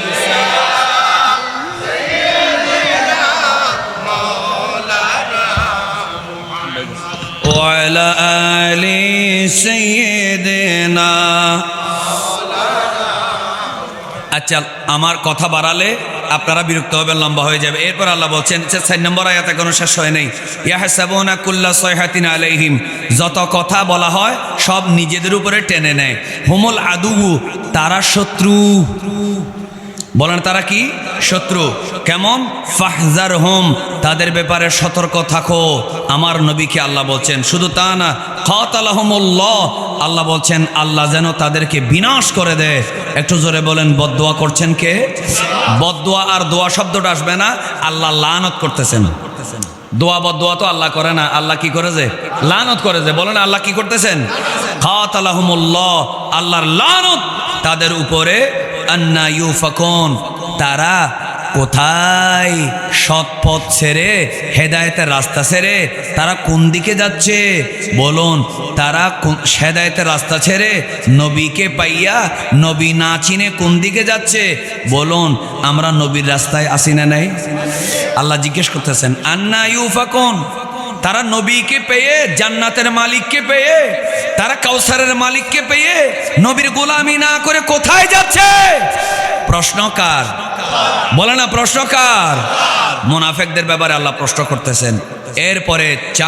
এরপরে 5 নম্বর আয়াত, যেটা সেই আয়াত যদি শুধু অনুবাদটা বলি, এখানে বাচ্চা বাচ্চা, যুবক, স্কুল কলেজ মাদ্রাসার ছাত্র, এমনকি কৃষক শ্রমিক যে কোনোদিন স্কুল মাদ্রাসায় যায় নাই, সেও বুঝতে পারবে এই যুগে কে হক কে বাতিল, অবশ্যই বুঝতে পারবে। একটু জোরে বলবেন না সুবহানাল্লাহ। কয় নম্বর আয়াত? 5 নম্বর আয়াত। একটু দেখেন আল্লাহ কি বলছেন। ওয়া ইযা কিলা লাহুম, এই আব্দুল্লাহ ইবনে উবাই ইবনে সুলুল তো প্রথম দিন আল্লাহ বিল্লাহ করে বেঁচে গেছে। পরের দিন আয়াত নাজিল হয়েছে কিনা বলে গেছে। আয়াত নাজিল হয়েছে কিনা? নাজিল হওয়ার পরে মুনাফিক যেটা পরিচয় হইল কিনা? হওয়ার পরে এবার তার এসে নবীর কাছে সরি বলার দরকার নাই? কথা বলার দরকার আছে না নেই? দেখেন কি বড়, কত বড় সিনিয়র ক্লাসের বেয়াদব, কত সিনিয়র ক্লাসের কত বড় বেয়াদব। আমার নবীর সাথে যখন সে বেয়াদবি করেছে, আমার নবীকে মদিনার থেকে বের করে দেওয়ার পরিকল্পনা করেছে, তখন তার কি করার দরকার ছিল? নবীর কাছে এসে বলার দরকার ছিল, ইয়া রাসূলুল্লাহ রাগের বশত বলে ফেলেছিলাম আপনাকে মদিনা থেকে বের করে দেব। আমি তো আপনার উম্মত, আমি তো মুসলমান, আমি তো আপনার উপর ঈমান আনছি। আপনি আমার নবী, আমি আপনার সাহাবী, আপনি আমাকে একটু মাফ করে দেন। বলুন, যদি মাফ চাইতো আমার আল্লাহ মাফ করতো না? কথা বলা করতো না? কারণ আমার নবী, সবাই জুড়ে বলেন না রহমাতুল লিল আলামিন। মায়া ব্যাগিন ডালি দি বানাই আল্লাহ, এদিনে মায়া নবীরে লাগে রে তল্লায়। একটু মহব্বত সুবহানাল্লাহ বলেন না। আপনারা কি নোয়াখাইলে না সিটেঙ্গে? তো সিটেঙ্গে হইলে গান আমার সাথে। মায়া ব্যাগিন ডালি দি বানাই আল্লাহ, এদিনে মায়া নবীরে লাগে রে তল্লায়। শোক লাগিব নবী সাইবার মত সাইবাল্লাহ, হইল জাগানো মদিনাত। আর আঙ্গুনিয়ার মানুষের আওয়াজ পাচ্ছে না, জোরে জোরে বলেন, হইল জাগানো মদিনাত। মদিনা বালার দেশত আশেকে যখন যায়, জোরে, মদিনা বালার দেশত হইল জাগানো মদিনাত রাখিয়াই তো চাই। একটু মহব্বত সুবহানাল্লাহ। কি বলতেছে? মায়া ব্যাগিন ডালি দি। আমার নবীর কি দয়া মায়া কম নাকি বেশি? কারণ সবাই আরেকবার বলেন আমার নবী রাহমাতুল লিল। এই জন্য আল্লাহ বলতেছে ওয়াইদা কিলা লাহুম তাআলাউ, আসো। তাদেরকে বলা হলো ভুল করে ফেলেছো, ওয়াল্লাহ বিল্লাহ করে শপথ করেছো। আমি বলি নাই, ধরা তো পড়ে গেছো, বেয়াদবি প্রমাণ হয়ে গেছে। পৃথিবীর কেউ না জানলেও, না বললেও, সাক্ষী না দিলেও আল্লাহ তো বলে ফেলেছে তুই মুনাফিক, তুই মুনাফিক, মুনাফিকি করেছিস, নবীর সাথে বেয়াদবি করেছিস। আই ওয়াইদা কিলা লাহুম, তাকে বলা হলো তাআলাউ, আসো।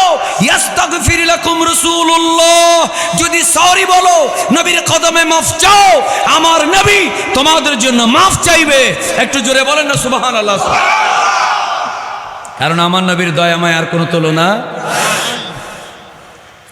কি? আপনারা, আমরাও আমার নবীর দয়া চাই কি চায় না?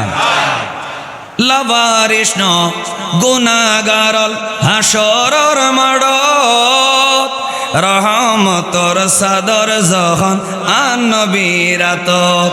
একবার আন নবী হন, বলেন লাভারিস নয় হাসরর মাড়ত, রহমতর সাদর যখন আন নবীর আতত। যারা যারা নবীর সুপারিশ চান একজনও জবান মধ্যে রাখবেন না। লাভারিস নয় গুনাহগারল রহমতর সাদর যখন মুস্তফার আতত, খড়ে যাইব উম্মতওয়ালা, খড়ে যাইব উম্মতওয়ালা, উম্মত ফেলায় হইল জাগানো মদিনাত। জোরে খইল জাগানো মদিনা, মদিনা বালার দেশত আশেকে যখন যায়, মদিনা বালার দেশত খইল জাগানো মদিনাত রাখিয়াই তো মাশাআল্লাহ। আয় তো মনে হয় যে বড়র হারণ এই তারা থামে গি দিদিনা। সবার এখনো ভিতরের ভিতর কি আছে? নবীর প্রেম। আওয়াজ করে বলেন নবীর প্রেম। আপনারা কি রাগ করতেছেন? তাহলে আল্লাহ বলছেন ওয়াইদা কিলা লাহুম তাআলাউ ইস্তাগফির লাকুম রাসূলুল্লাহ, আসো একটু দুঃখিত সরি বলো। নবী তো দয়াবান, রহমতের সাগর, নবী তোমার জন্য আল্লাহর কাছে মাফ চাইবে। নবী মাফ চাইলে আল্লাহ মাফ করে দিবে, এই বিশ্বাস সবার আছে। এখন সে কি করছে দেখেন, সে কি করছে জানার দরকার আছে না নেই? সে কি করছে দেখেন। লাউ রুসহুম রাআইতাহুম ইয়াসুদ্দুনা ওয়া হুম মুস্তাকবিরুন, যখন বলা হলো ওয়াইদা কিলা লাহুম তাআলাউ, তাকে যখন বলা হলো আসো আসো, ইস্তাগফির লাকুম রাসূলুল্লাহ, রাসূলুল্লাহ সাল্লাল্লাহু আলাইহি ওয়াসাল্লাম তোমার জন্য আল্লাহর কাছে দোয়া করবেন, মাগফিরাত তলব করবেন। তখন লাউ রুসাহুম, তারা তাদের মাথাকে ফিরিয়ে ফেললো, তাদের মাথা ঘুরিয়ে ফেললো। ওয়ারাআইতাহুম ইয়াসুদ্দুনা ওয়া হুম মুস্তাকবিরুন, আপনি হাবিব দেখবেন তারা অহংকার বশত এরা তওবা থেকে মুখ ফিরিয়ে নেয়। একটু জোরে জোরে কি বলা যাবে না নাউজুবিল্লাহ? আমার বারা মনোযোগ, আমার আল্লাহ বললেন আসো নবীর কাছে সরি বলো। নবী যদি মাফ চায় আল্লাহ মাফ করে দিবে। এত বড় একটা সুযোগ পাওয়ার পরেও যারা নবীর কাছে দুঃখিত শব্দ বলতে চায় না, নবীর কাছে মাফ চায় না, নবীর কাছে কদম এইভাবে নবীর কদমে এসে সারেন্ডার করে না, একবার সবাই জোরে জোরে বলুন তারা ঈমানদার না মুনাফিক? আরো জোরে বলেন কি? তখন আব্দুল্লাহ ইবনে উবাই ইবনে সুলুল বলল, একেবারে সময় কম শেষের দিকে চলে গেলাম। আমার বাইরা মনোযোগ, হঠাৎ করে আব্দুল্লাহ ইবনে উবাই ইবনে সুলুল বলল, আমাকে যদি কাবার কাছে যেতে বলো আমি কাবায় যাব, তাওয়াফ করতে বললে আমি তাওয়াফ করব, আমাকে নামাজ পড়তে বললে আমি নামাজ পড়ব, আমাকে সুবহানাল্লাহ বলতে বললে আমি জিকির করব, আমাকে নারায়ে তাকবীর বলতে বললে আমি নারায়ে তাকবীর দেব, আমি আল্লাহ আল্লাহ আল্লাহ জিকির করব, কিন্তু রাসূলুল্লাহর কাছে যেতে পারবো না। নাউজুবিল্লাহ, জোরে বলো না কেন? আমি আল্লাহর জিকির করতে রাজি, নবীর কাছে যেতে রাজি নই। একটু চিৎকার করে একবার বলেন তো নাউজুবিল্লাহ। দেখেন দেখেন ১৫০০ বছর আগে সূরা মুনাফিকুন আয়াত নম্বর ৫, এভাবে দেখান। আয়াত নম্বর কত? এভাবে দেখান না, বলেন আয়াত নম্বর কত? আবার বলেন আয়াত নম্বর কত? সূরা মুনাফিকুন। আল্লাহ বলছে ওয়াইদা কিলা লাহুম তাআলাউ ইস্তাগফির লাকুম রাসূলুল্লাহ, এদেরকে মসজিদে যেতে বললে যাবে, নামাজ পড়তে বললে পড়বে, কাবার কাছে যেতে বললে করবে, সুবহান রাব্বিয়াল আলা বলবে, সুবহান রাব্বিয়াল আযীম বলবে, কিন্তু রাসূলের ওসিলা ধরতে বললে বলবে না। তিনি আমার মতো, আমি ডাইরেক্ট আল্লাহর কাছে চাইবো, নামাজের মাধ্যমে চাইবো, জিয়ারতের, আমি কাবার তাওয়াফের মাধ্যমে চাইবো, সাফা মারওয়া সাই করব, আমি হজ করব, আমি দান সাদকা করব, আল্লাহর কাছে সিজদা দেব, রাসূলের কাছে যাব না। লাউয়াউ রুসাহুম, নবীর কাছে যেতে বললে তারা মাথা ঘুরিয়ে ফেলে। ওয়াসুদ্দুনা আনকা ওয়াসুদ্দুনা ওয়ারাআইতাহুম ইয়াসুদ্দুনা ওয়া হুম মুস্তাকবিরুন, নবীর কাছে যেতে বললে যারা অহংকার করে, আবার জোরে জোরে বলুন তারা ঈমানদার না মুনাফিক? আমাদের দেশে এমন অনেক তৌহিদি জনতা আছে যারা সারাদিন নারে তাকবীর বলতে বলতে জিহ্বার পানি শেষ, একবারও নারে রিসালাত বলে না, নারে রিসালাত বলে। এরা বলে যে আল্লাহর কাছে সারেন্ডার করব, নারে তাকবীর বলবো, রিসালাত বলতে পারবো না, কারণ নারে রিসালাত বলে তো রাসূলের উসিলা হয়ে যায়, আমরা উসিলা মানি না। তো আল্লাহ বলে সূরা মুনাফিকুনে, রসুলের কাছে যেতে না চাওয়া, রসুলের উসিলা ধরতে না চাওয়া, নবীর কাছে ছোট হতে না চাওয়া, অহংকার করা, এটা মুনাফিকের আলামত। এবার বলুন মুনাফিকরা হক না বাতিল, জান্নাতি না জাহান্নামী? এজন্য সবাই বলুন, আমরা যারা সুন্নি, আমরা যেমন নামাজ পড়ি, আমরা কাবা তাওয়াফ করি, এখানে অনেক মুরব্বী আছে হজ করেছেন কিন্তু মদিনায় যান নাই, এমন একজনও পাওয়া যাবে না। হজ করতে গেছে মক্কায়, চলে গেছে মদিনায়, আগে মদিনায় পরে মক্কায়, আগে মক্কায় পরে মদিনায়, মক্কা থেকে মদিনায় যায় নাই বা মদিনা থেকে মক্কায় আসে নাই, এমন একজন মানুষও পাওয়া যাবে না। কিন্তু এমন হাজারো হাজার ওয়াহাবি, জামাতি, মওদুদি, খারিজি, রাফিজি পাবেন যারা মক্কায় গেছে মদিনায় যায় নাই, বলে মদিনায় কেন যাব? কারণ মদিনায় গেলে মসজিদ নববীর কাছে যাব, আল্লাহর ইবাদত করব, এক ওয়াক্ত নামাজে ৫০,০০০ রাকাত নামাজের ওয়াক্তের নামাজের সওয়াব পাওয়া যাবে। কিন্তু আমরা সুন্নিরা বলি না না না, কাবা শরীফে ১ লাখ, মদিনায় ৫০,০০০। আমি মদিনায় লসের জন্য যাচ্ছি না, আমি মসজিদে যাচ্ছি না, আমি যাচ্ছি সোনার মদিনা, যেটা মদিনা হয়েছে যেই নবীর উসিলায়, আমি সেই নবীর কাছে যাচ্ছি, কারণ নবী হলো আমার জান্নাতের মালিক। একটু জোরে বলেন ঠিক কিনা ভাইরা আমার?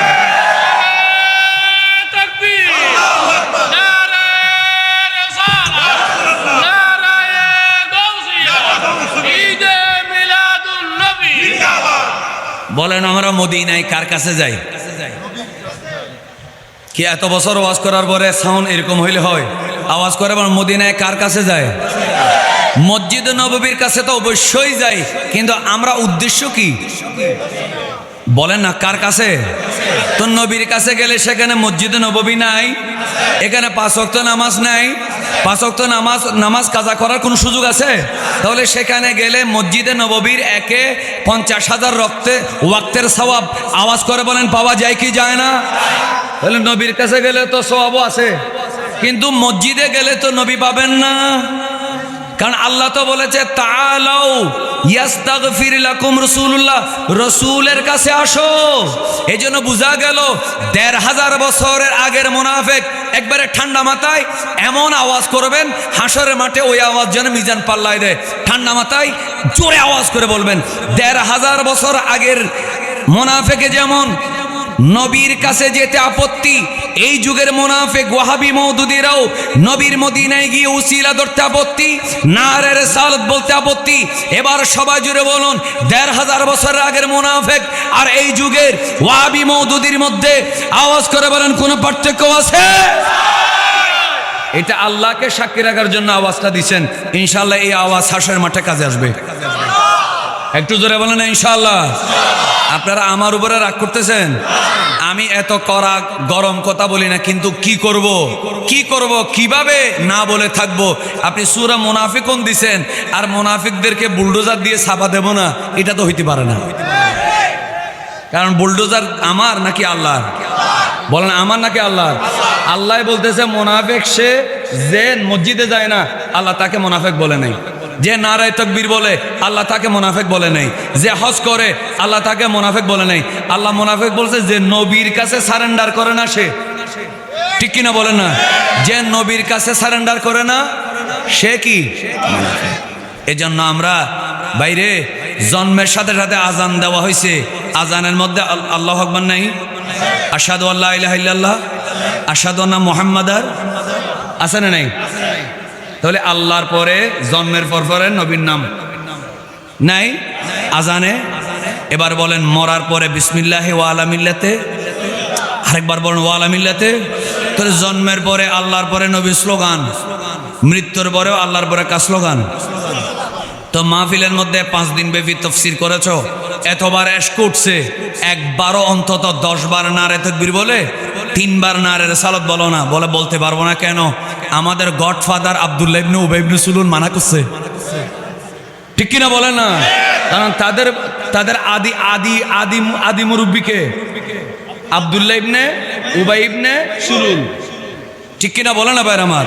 এই জন্য ভাইরা আমার, আপনারা আমার কথায় মনে কষ্ট নিচ্ছেন। যদি আপনি মুনাফিক না হন, ওই নিজের উপরে টানিয়ে নেবেন না। আপনি যদি মুনাফিক না হন, ওয়াহাবি মওদুদি না হন, তাহলে নারে রিসালাত দিয়েন।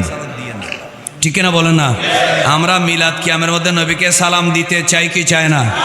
মানে দাঁড়িয়ে সালাম দিলে কি বেয়াদবি হয় না আদব হয়? নবীর কাছে কি বড় হওয়া হয় নাকি ছোট হওয়া হয়? আপনি যখন একজন মুরব্বী দেখলেন দাঁড়ালেন, তখন আপনি নিজেকে বললেন যে আমি আপনার থেকে ছোট। ঠিক কিনা বলেন না? যেমন আমার আগে যিনি ওয়াজ করেছেন, তিনি মাদ্রাসায় শিক্ষকতা করেন না, ঠিক আছে, আমার আগে যিনি ওয়াজ করেছেন, কিন্তু তিনি বয়সে আমার কয়েক বছর বড় হবেন। আমি যখন আসলাম উনি দাঁড়ালেন, উনি দাঁড়ানোর কারণে কি ছোট হয়ে গেছে? বলেন ছোট হয়ে গেছে? ছোট হওয়ার কারণে, উনি দাঁড়ানোর কারণে আমার মধ্যে একটা আনন্দ লেগেছে। তো দাঁড়ানোটা 2 প্রকার কিয়াম, একটা হচ্ছে লিল মাওয়াদ্দাত, আর একটা হচ্ছে লিল মুসাররাত, আর একটা লিত তাজিম। ভালোবাসার কারণে দাঁড়ানো, সেটা কেমন? আমার নবী হযরতে মা ফাতেমা জাহরা রাদিয়াল্লাহু তাআলা আনহাকে দেখলে দাঁড়িয়ে যেতেন, এটা ভালোবাসার কিয়াম। বলেন এটা কি? আর আমার নবীকে দেখলে মা ফাতেমা রাদিয়াল্লাহু তাআলা আনহা দাঁড়িয়ে যেতেন, এটা কিয়াম লিত তাজিম। একটু মহব্বতে সুবহানাল্লাহ বলে না? মা ফাতেমাকে দেখলে আমার নবী দাঁড়াতেন, এটা হচ্ছে কিয়াম লিল মুহাব্বত লিল মুসাররাত। ফাতেমাকে দেখলে ওনার আনন্দ আসতো, এই জন্য বসে থাকতে পারতেন না, দাঁড়িয়ে যেতেন। আর আমার নবীকে দেখলে মা ফাতেমা দাঁড়িয়ে যেতেন, এটা তাজিম। ভাইরা আমার, তাহলে নবীর কাছে দাঁড়ানো এটা তাজিম, নিজেকে ছোট করা। আওয়াজ করে বলুন, সুন্নিরা যখন ইয়া নবী সালাম আলাইকা বলে, দাঁড়িয়ে যখন এইভাবে নামাজে যেভাবে হাত বাঁধে আসামির মতো যখন দাঁড়িয়ে যায়, আমার ভাইরা একবার অন্তর থেকে বলেন, আমার নবী কি বেজার হয় নাকি খুশি হয়?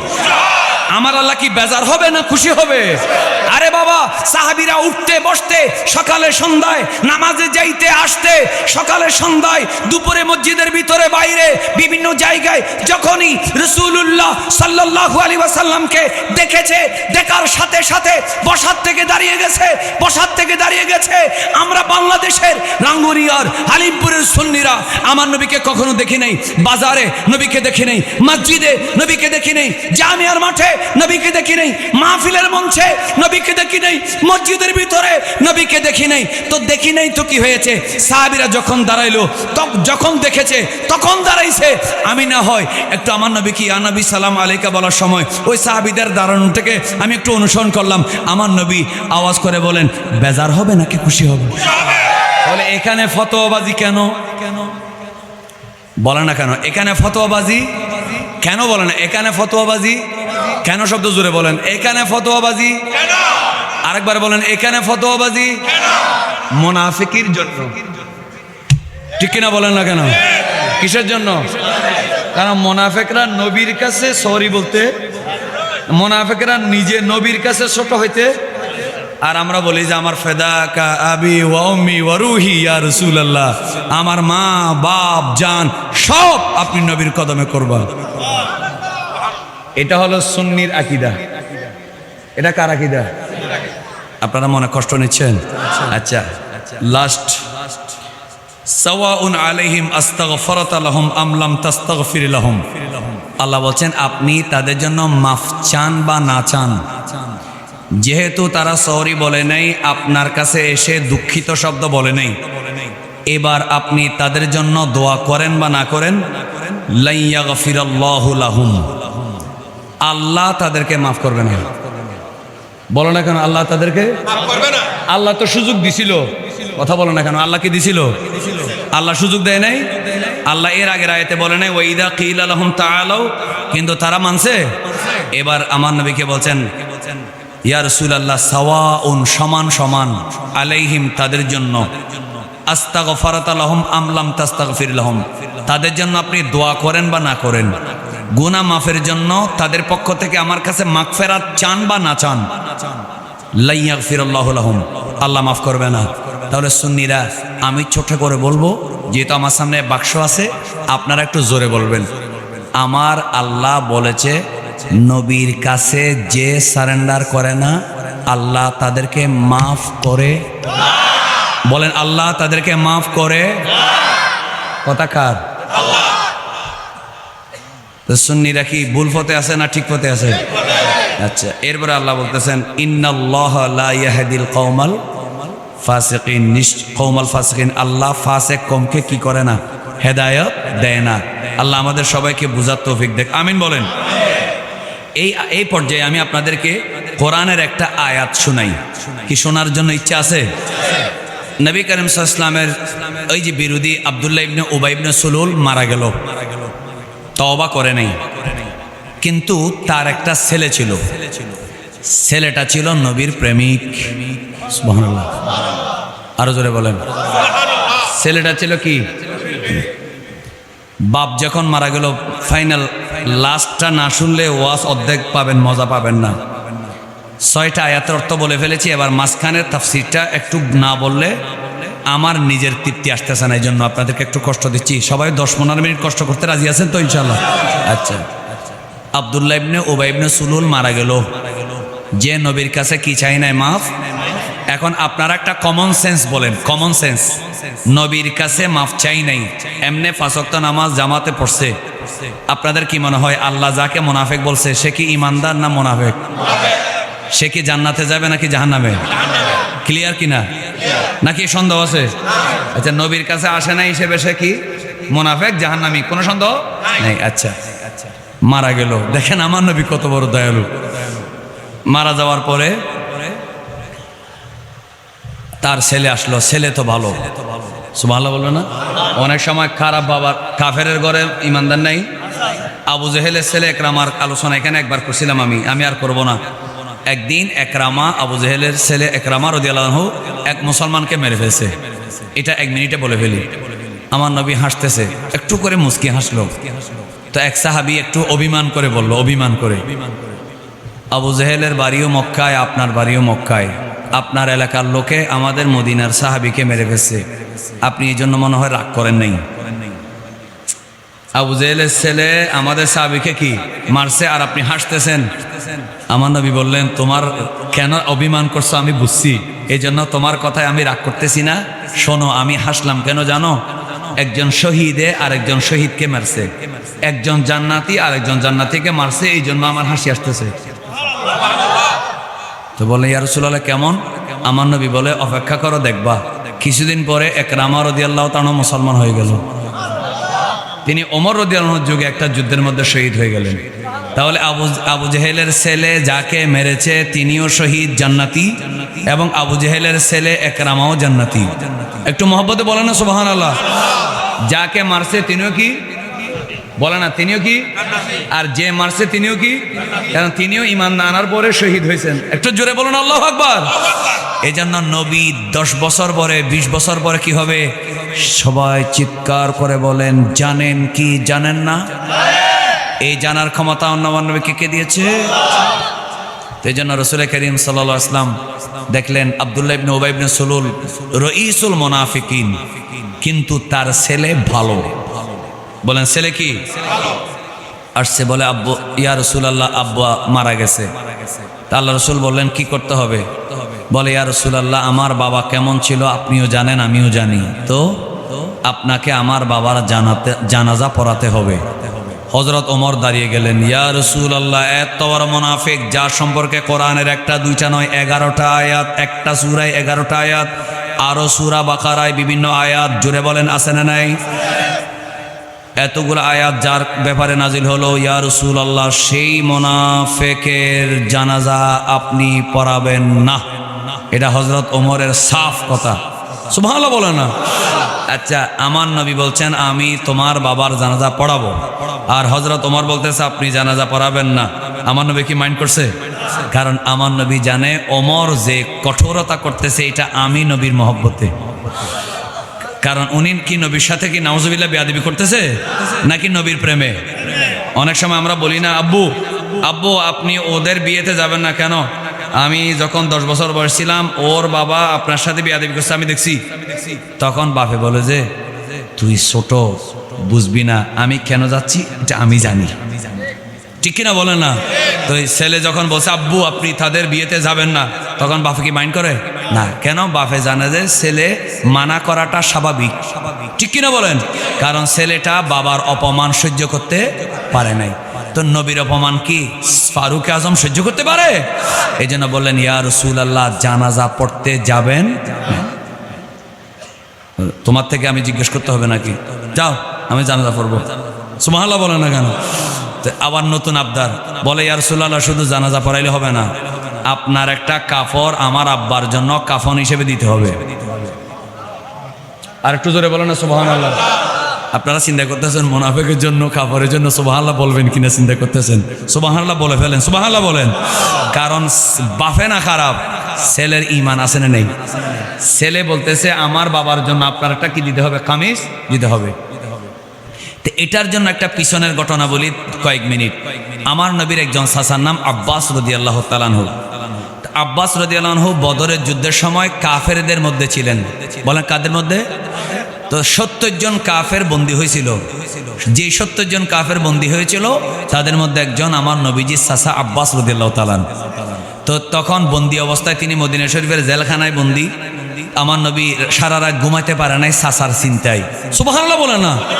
আমার চাচা বন্দী, কারণ চাচা যে ঈমান আনবে কি আনবে না আওয়াজ করে বলেন আমার নবী জানেন কি জানে না? সকাল যখন হলো বলল, ওমর তুমি একটু আমার চাচাকে একটু নিয়ে আসো তো। হযরত ওমর দৌড় দিলেন, নিয়ে আসলেন। বলেন চাচা সিদ্ধান্ত 2 রকম হয়েছিল। ওমরে বলেছে যার আত্মীয়কে সে যেন হত্যা করে, কারণ মক্কায় আমাদেরকে অনেক কষ্ট দিচ্ছেন আপনারা, এই জন্য যার আত্মীয়কে সে হত্যা করার কথা ছিল, এটা ওমরের রাদিয়াল্লাহু আনহু। আর আমার আবু বকর রাদিয়াল্লাহু আনহু দিল একটু নরম, তো তিনি বলেছিলেন না না আপনি কিছু যার যতটুকু সামর্থ্য আছে কিছু মুক্তিপণ নিয়ে তাদেরকে ছেড়ে দেন, কারণ এরা তো আমাদের কারো না কারো আত্মীয়। হতে পারে একদিন তাদের কলবে ঈমানের মহব্বত চলে আসবে, এরা সবাই আপনার উপরে কলমা পড়ে মুসলমান হয়ে যাবে। আরো জোরে বলেন। আমার বাইরে মনোযোগ। এই কথা বলার পরে আল্লাহর নবী সরওয়ারে কায়নাত সাল্লাল্লাহু আলাইহি ওয়াসাল্লাম সেদিন বলেছিলেন, ওমর তুমি যে কথা বলেছো অন্যায় করো নাই, ঠিক বলেছো। তারা যত কষ্ট আমাদেরকে দিয়েছে, আমার বিরুদ্ধে যুদ্ধ করতে এসেছে, বন্দী যদি না হতো আমাকে তারা হত্যা করত, কিন্তু বন্দী হওয়ার কারণে এখন তাদের প্রতি তো আমাদের মায়া হয়। ওমর তুমি ঠিক বলেছো তাদের হত্যা করার কথা, কিন্তু আমার আবু বকরের কথা বেশি পছন্দ হলো। আমার আবু বকর বলেছে কিছু মুক্তিপণ নিয়ে ছেড়ে দিতাম, আমি আমার সিদ্দিক আকবরের কথাটা নিয়ে নিলাম, হয়তো এদের মধ্যে কেউ না কেউ ইসলামের ভালোবাসায় কলমা পড়ে মুসলমান হয়ে আমি নবীর সাথে জান্নাতে যাবে। এই কথা বলার পরে আল্লাহ রাসূল সাল্লাল্লাহু আলাইহি ওয়াসাল্লাম বললেন, এ ওমর তুমি আমার চাচাকে নিয়ে আসো, দেখি আমার চাচা কি দিতে পারে, কিছু নিয়ে ক্ষতিপূরণ নিয়ে জরিমানা নিয়ে তাকে ছেড়ে দেব। চাচাকে আনলেন, বললেন চাচা আপনি আমার চাচা, আমার বিরুদ্ধে আবু জেহেলের কারণে আপনি যুদ্ধে আসছেন আমি জানি, আপনি নিজে ইচ্ছা করে আসেন নাই, আবু জেহেলে বলছে আপনি বাতিজার দিকে টানতেছেন এই জন্য যুদ্ধে যান না, মুখ রক্ষা করার জন্য আপনি এসেছেন আমি জানি, কিন্তু চাচারে আমি কিন্তু আপনাদের মতো না, আমি হলাম রাহমাতুল লিল আলামিন, এই কারণে কিছু দিলে আমি আপনাকে মুক্তি দিয়ে দেব, মুসলমান হবেন নাকি না হবেন এটা আপনার ব্যাপার। হযরত আব্বাস রাদিয়াল্লাহু তাআলা বলেন, ও বাতিজা শোনো, আমার তো জমা জাতি কিছুই নাই। এমন সময় আমার নবী মুস্কি এসে বলে, যুদ্ধের ময়দানে আসার সময় আমার চাচিকে বলেছিলেন, ও আব্দুল্লাহর মা শোনো, ও আমার স্ত্রী শোনো, আমি আবু জেহেলের কারণে জোরাজুরির কারণে যুদ্ধে যাচ্ছি, হয়তো আমি আর ফেরত আসবো না, আমি তোমাকে 40টা মোহর দিয়ে যাচ্ছি, এইগুলা একটা গর্তের মধ্যে তুমি কি করে রাখো, গোপন করে রাখো, আমি যদি ফেরত আসি তো ফেরত আসলাম, আর যদি ফেরত না আসি আমার বাচ্চাদেরকে তুমি মানুষ করবা। আপনি আমার চাচিকে কতটা দিনার দিরহাম, আপনি কয়টা স্বর্ণ মুদ্রা দিয়ে এসেছেন এবং ঘরের কোন জায়গায় গেড়ে রেখেছেন আমি মদিনার থেকে জানার বলার ক্ষমতা আছে। একটু জোরে বলেন আল্লাহু আকবার। এই কথা বলার পরে আব্বাস রাদিয়াল্লাহু তাআলা বলে, ইয়া রাসূলুল্লাহ ইয়া হাবিবাল্লাহ, এতক্ষণ মনে করলাম বাতিজা, এতক্ষণ মনে করলাম ক্ষমতা চান, এতক্ষণ মনে করলাম দেশের রাজত্ব চান, এতক্ষণ মনে করলাম দেশের রাষ্ট্রনায়ক হতে চান, এখনই বুঝতে পারলাম আসলে আপনি রাষ্ট্রনায়ক হতে আসেন নাই, আপনি ক্ষমতার জন্য আসেন নাই, আপনি চেয়ারের লোভে কোনো কাজ করেন না, আপনি নবী, আপনি ইয়াসরাবে মদিনায়, আর আমি ছিলাম মক্কায়।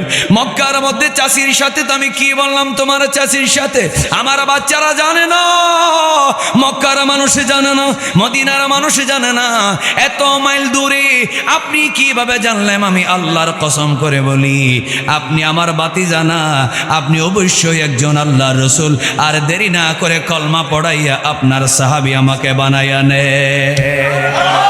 একটু জোরে বলুন আল্লাহু আকবার। আমার বাইরে মনোযোগ।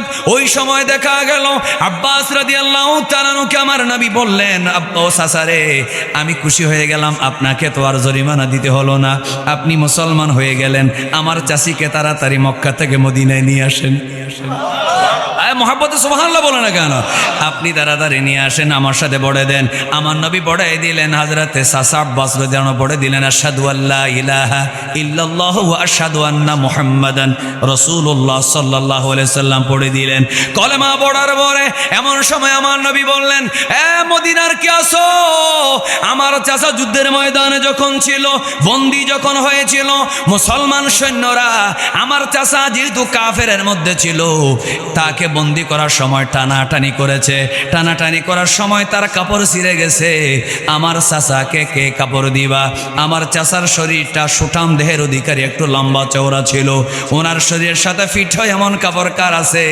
ও আব্দুল্লাহ, তোমার বাবা যদিও মুনাফিকের সরদার ছিল, তোমার বাবা আমার চাচার জন্য কাপড় দিয়েছে, তার ঋণ শোধ আমি করে দেব, দুনিয়ার মধ্যে কারো হক আমি বাকি রাখবো না। আমার চাচাকে কাপড় দেওয়ার কারণে আমি আমার কাপড়টা তোমার বাবার কাফনের জন্য দিয়ে দিলাম। একটু মহব্বতে বলেন না সুবহানাল্লাহ। এখন কথা আগে জায়গায় আসছি তো, বলেন আপনারা বুঝতে পারছেন ইনশাল্লাহ? তাহলে আমার নবী কাপড় দিয়েছেন, ঋণ শোধ করেছেন। বলেন না ঋণ, আরেকবার বলেন ঋণ। কারণ আমার নবী কোনো কাফের ঋণও কাঁধে রাখেন না, আমার নবী কোনো ইহুদির ঋণও কাঁধে রাখেন, বলেন না কাঁধে রাখেন। আমার নবী কোনো মুনাফিকের ঋণও কাঁধে রাখেন নাই, কারো হক আমার নবী নষ্ট করেন নাই। বলেন সাল্লাল্লাহু আলাইহি ওয়াসাল্লাম।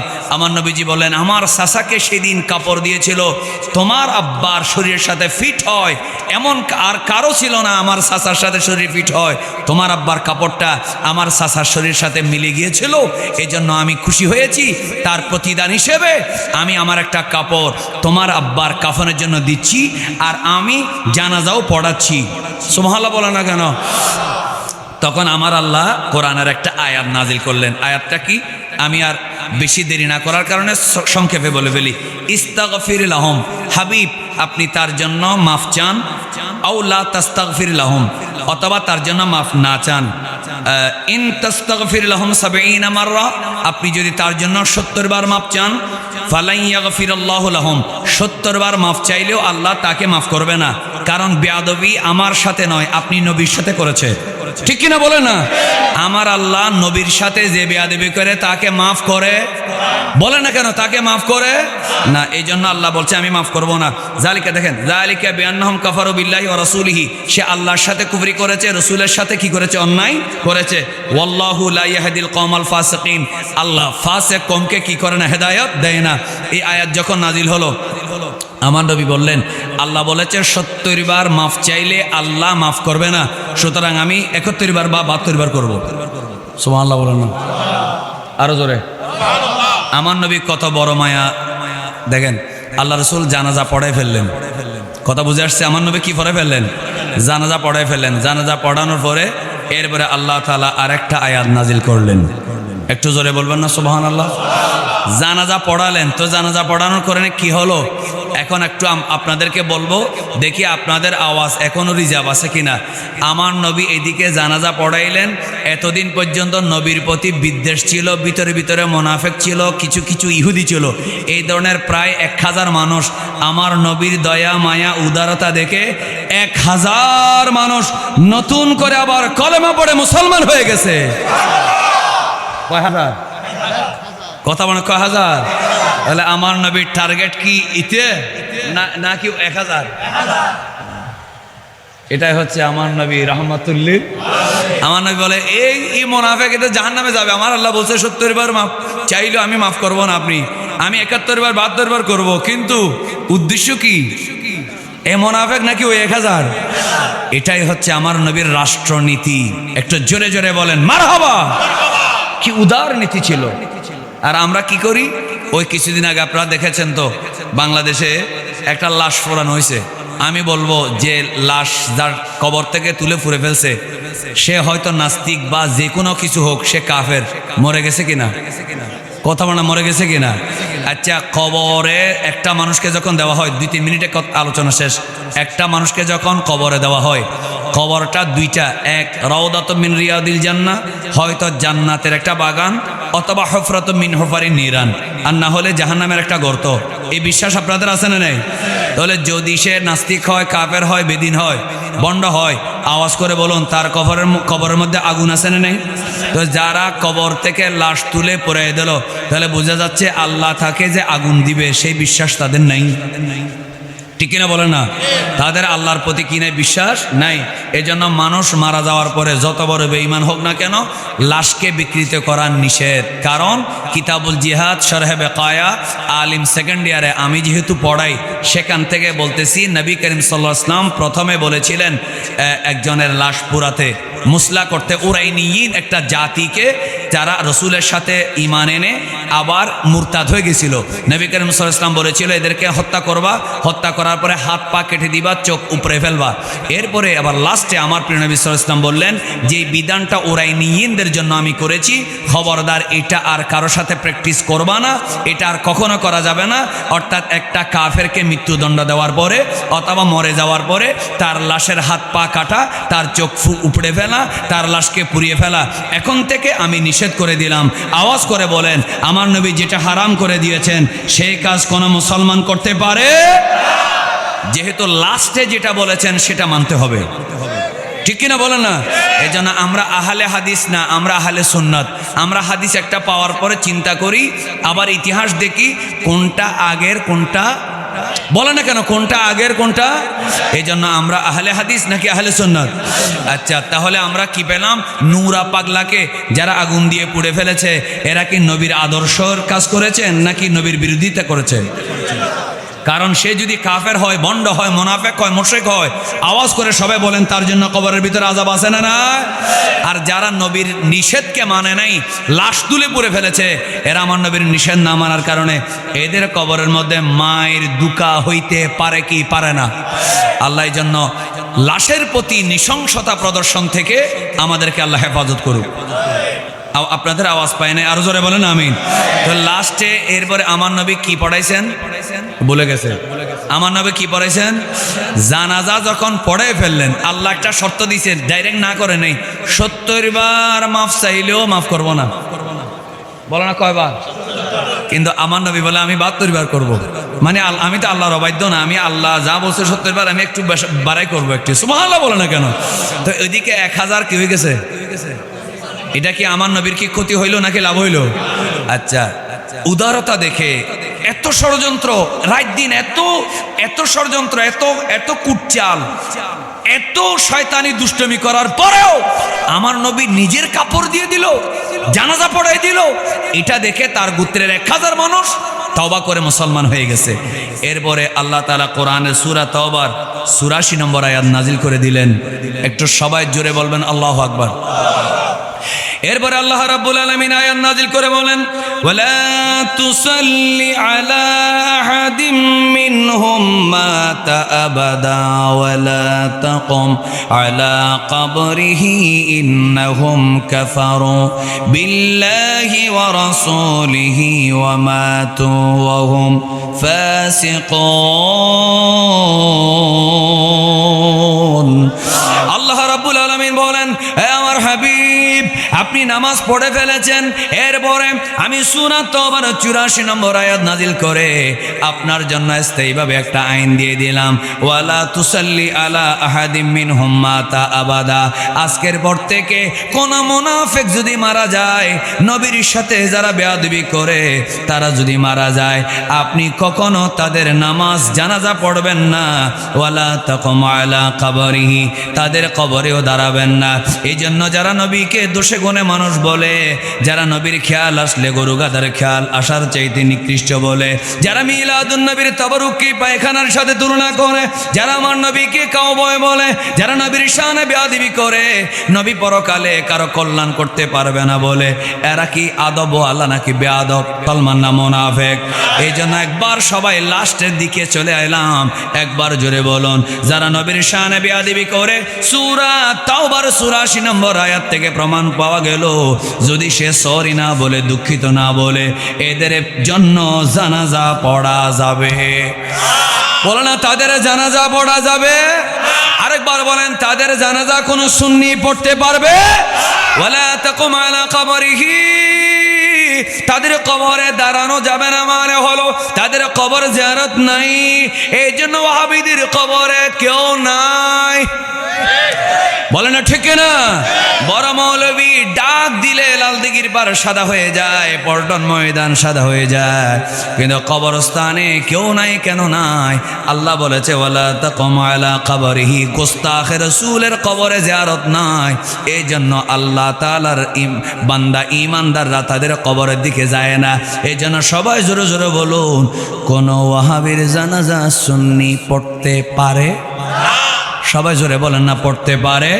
হ্যাঁ, ওয়াহাবি যদি বলে আমি নবীর সাথে বেয়াদবি করি না, আমি ওয়াহাবি না, আমি সুন্নি, তাহলে কোনো অসুবিধা? বলার কোনো অসুবিধা?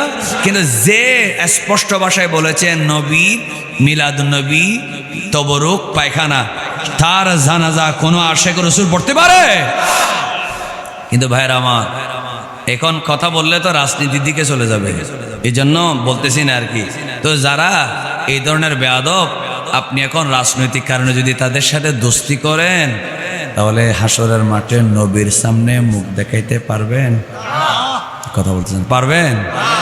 আপনি যদি বলেন ওই নগরী, এই নগরী, সেই নগরী, এরা আমাদের কলিজার আব্বা, নাউজুবিল্লাহ বলেন না কেন? আপনি মুখ দেখাইতে পারবেন নবীর সামনে? কারণ তারা কি বলছে? স্পষ্ট ভাষায় বলেছে, স্পষ্ট ভাষায় এক বাবুনগরী আছে, আরেকজন চলে গেছে। সে বলছে শাহজালালের মাজার লাথি মেরে ভেঙে দাও। নাউজুবিল্লাহ জোরে বলে না কেন? কথা বুঝেন নাই? আগের বাবুনগরী যেটা ছিল সেটা বলছে আর কি। এটার নাম কি? জোনাইদ বাবুনগরী। তার ট্যাঙ্ক ফুসে গেছিল মারা যাওয়ার আগে। আচ্ছা, যারা মাজার লাথি মেরে ভাঙতে বলে, আদবওয়ালা না বেয়াদব? তা আপনি তার নামাজে জানাজা পড়তে পারবেন? আপনি তার পিছনে নামাজ পড়া জায়েজ আছে? হ্যাঁ, সে যদি তওবা করে বেয়াদবি থেকে মাফ চায়, আল্লাহ মাফ করলে করবে, কিন্তু আমরা তো শুনি নেই। কথা বুঝেন না মনে হয়? এবং এটাও বলেছে স্পষ্ট, মেজবান্ডারে যাইও না, বলছে কিনা? কথা বলে না কেন? হেফাজতের আমিরে বলছে না মেজবান্ডারে যেতে মানা করছে কিনা? এখন আপনি রাজনৈতিক কারণে যদি আপনি তাদেরকে ভালোবাসতে চান, তাহলে আপনার এটা আপনার ব্যাপার, আপনার সাথে আমার মারামারি করার দরকার নেই। কিন্তু হাসরের মাঠে রসুলের সামনে মুখ দেখাতে পারবেন কিনা একটু চিন্তা করবেন। হতা বুঝতেছি না? এসে তার গুসো গিয়ে এখন গুসইন না, গুসা লাগেন না, ইকিনি বেশি কেন তোরা করি? শোনেন, এটা কোরআন শরীফ।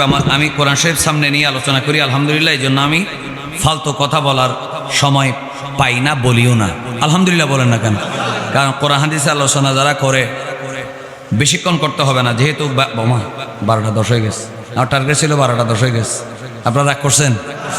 কিছুক্ষণ সময় একটু গরু বা চাঁদা তোলার কারণে, এগুলো চাঁদা না হাদিয়া?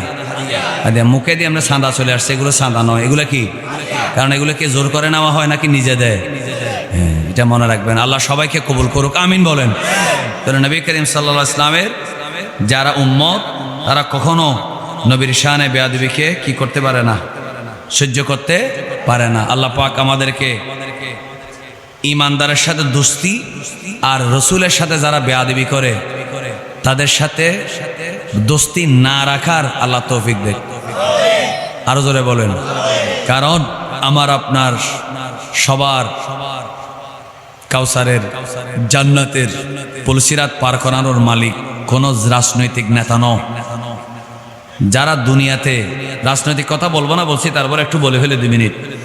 যারা দুনিয়াতে নেতা কর্মীর কোনো কাজে আসে না, কিন্তু গুসইজার গিয়া, যারা দুনিয়াতে নেতা কর্মীর কোনো কাজে ফালাই চলে যায়, দেশে রেখে চলে যায়, যে কোনো দল, আমি এক দল কথা বলছি না, যে কোনো দল, যারা দেশে রেখে চলে যায় তারা হাসরের মাঠে বাঁচাবে? অত মনে হন না এটা আর নসা রেখে গুসই যাবে। গোস্ব হয়েছেন নাকি? যারা দুনিয়াতে আপনাকে দুনিয়ার মামলা থেকে বাঁচা না বাঁচায় আপনাকে রেখে বিদেশে চলে যায়, এটা এই দল হোক বা ওই দল হোক, সে হাসরের মাঠে আপনাকে বাঁচাবে? তো কেন আপনি তার পিছনে সময় নষ্ট করবেন? হনদরহার আপনি সময় নষ্ট করবেন নবীর দলের জন্য। কার দল? আরো জোরে বল না, কার দল?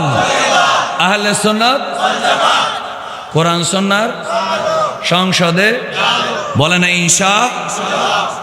অনেকে বলে যে হুজুর এই এক মাহফিলে যখন এই কথাটা বললাম, তখন এক বুড়া মানুষে বলল, হুজুর আপনাদের মার্কা ভোট এই পরিমাণ পায়, কম পায়। এক বুড়া বলল, যদিও এত 15-16 বছর তো ভোট হয়ই নাই, হয়েছে নাকি? এটা হিসাবও করে না, হইলেও হিসাব করে নাই। তো যে কথা বলছিলাম, যখন এক বুড়া মানুষ এই কথাটা আনোয়ার এক জায়গায় বললো, আপনাদের মার্কায় তো এরকম ভোট পায়, কম পায়। আমি বললাম, আসসালাতু খায়রুম মিনান নওম যখন ফজরের নামাজের জন্য বলা হয়, তখন তো মাত্র 12 জন 14 জনে মসজিদে যায়। তার মানে কি নামাজ খারাপ? কথা বলে না কেন? না, বেশিরভাগ মানুষ নামাজে যায় নাকি বেশিরভাগ মানুষ বেনামাজি? কথা বলে না, বেশিরভাগ মানুষ কি নামাজি? কি বেশি নাকি কম? সুতরাং দোষ কি মুয়াজ্জিনের নাকি মুসল্লির? চিল্লায় বলো না কার? সুতরাং বেশিরভাগ মানুষ এই মার্কায় ভোট দেয় না, কম ভাগ মানুষ দেয়। মার্কার দোষ নয়, শয়তানের দোষ, নফস শয়তানের দোষ। এজরে মানে ঠিক না? নফস শয়তানের দোষ। আপনি কম্বল থেকে বের হতে পারেন না, এটা নফস শয়তানের দোষ, এটা মুয়াজ্জিনের দোষ নয়। এটা মুয়াজ্জিন যদি সৌদি আরবের মদিনার মসজিদের মুয়াজ্জিন আনা হয়, আপনি কম্বল থেকে বের হইতে পারবেন না, এটা গ্যারান্টি। ঠিক কিনা বলে? মক্কা মদিনার মসজিদের মুয়াজ্জিন যদি আপনাদের মসজিদে নিয়োগ দেওয়া হয়, আপনি বাইর হবেন না, এটা নফস শয়তানের দোষ, মুয়াজ্জিনের দোষ নয়।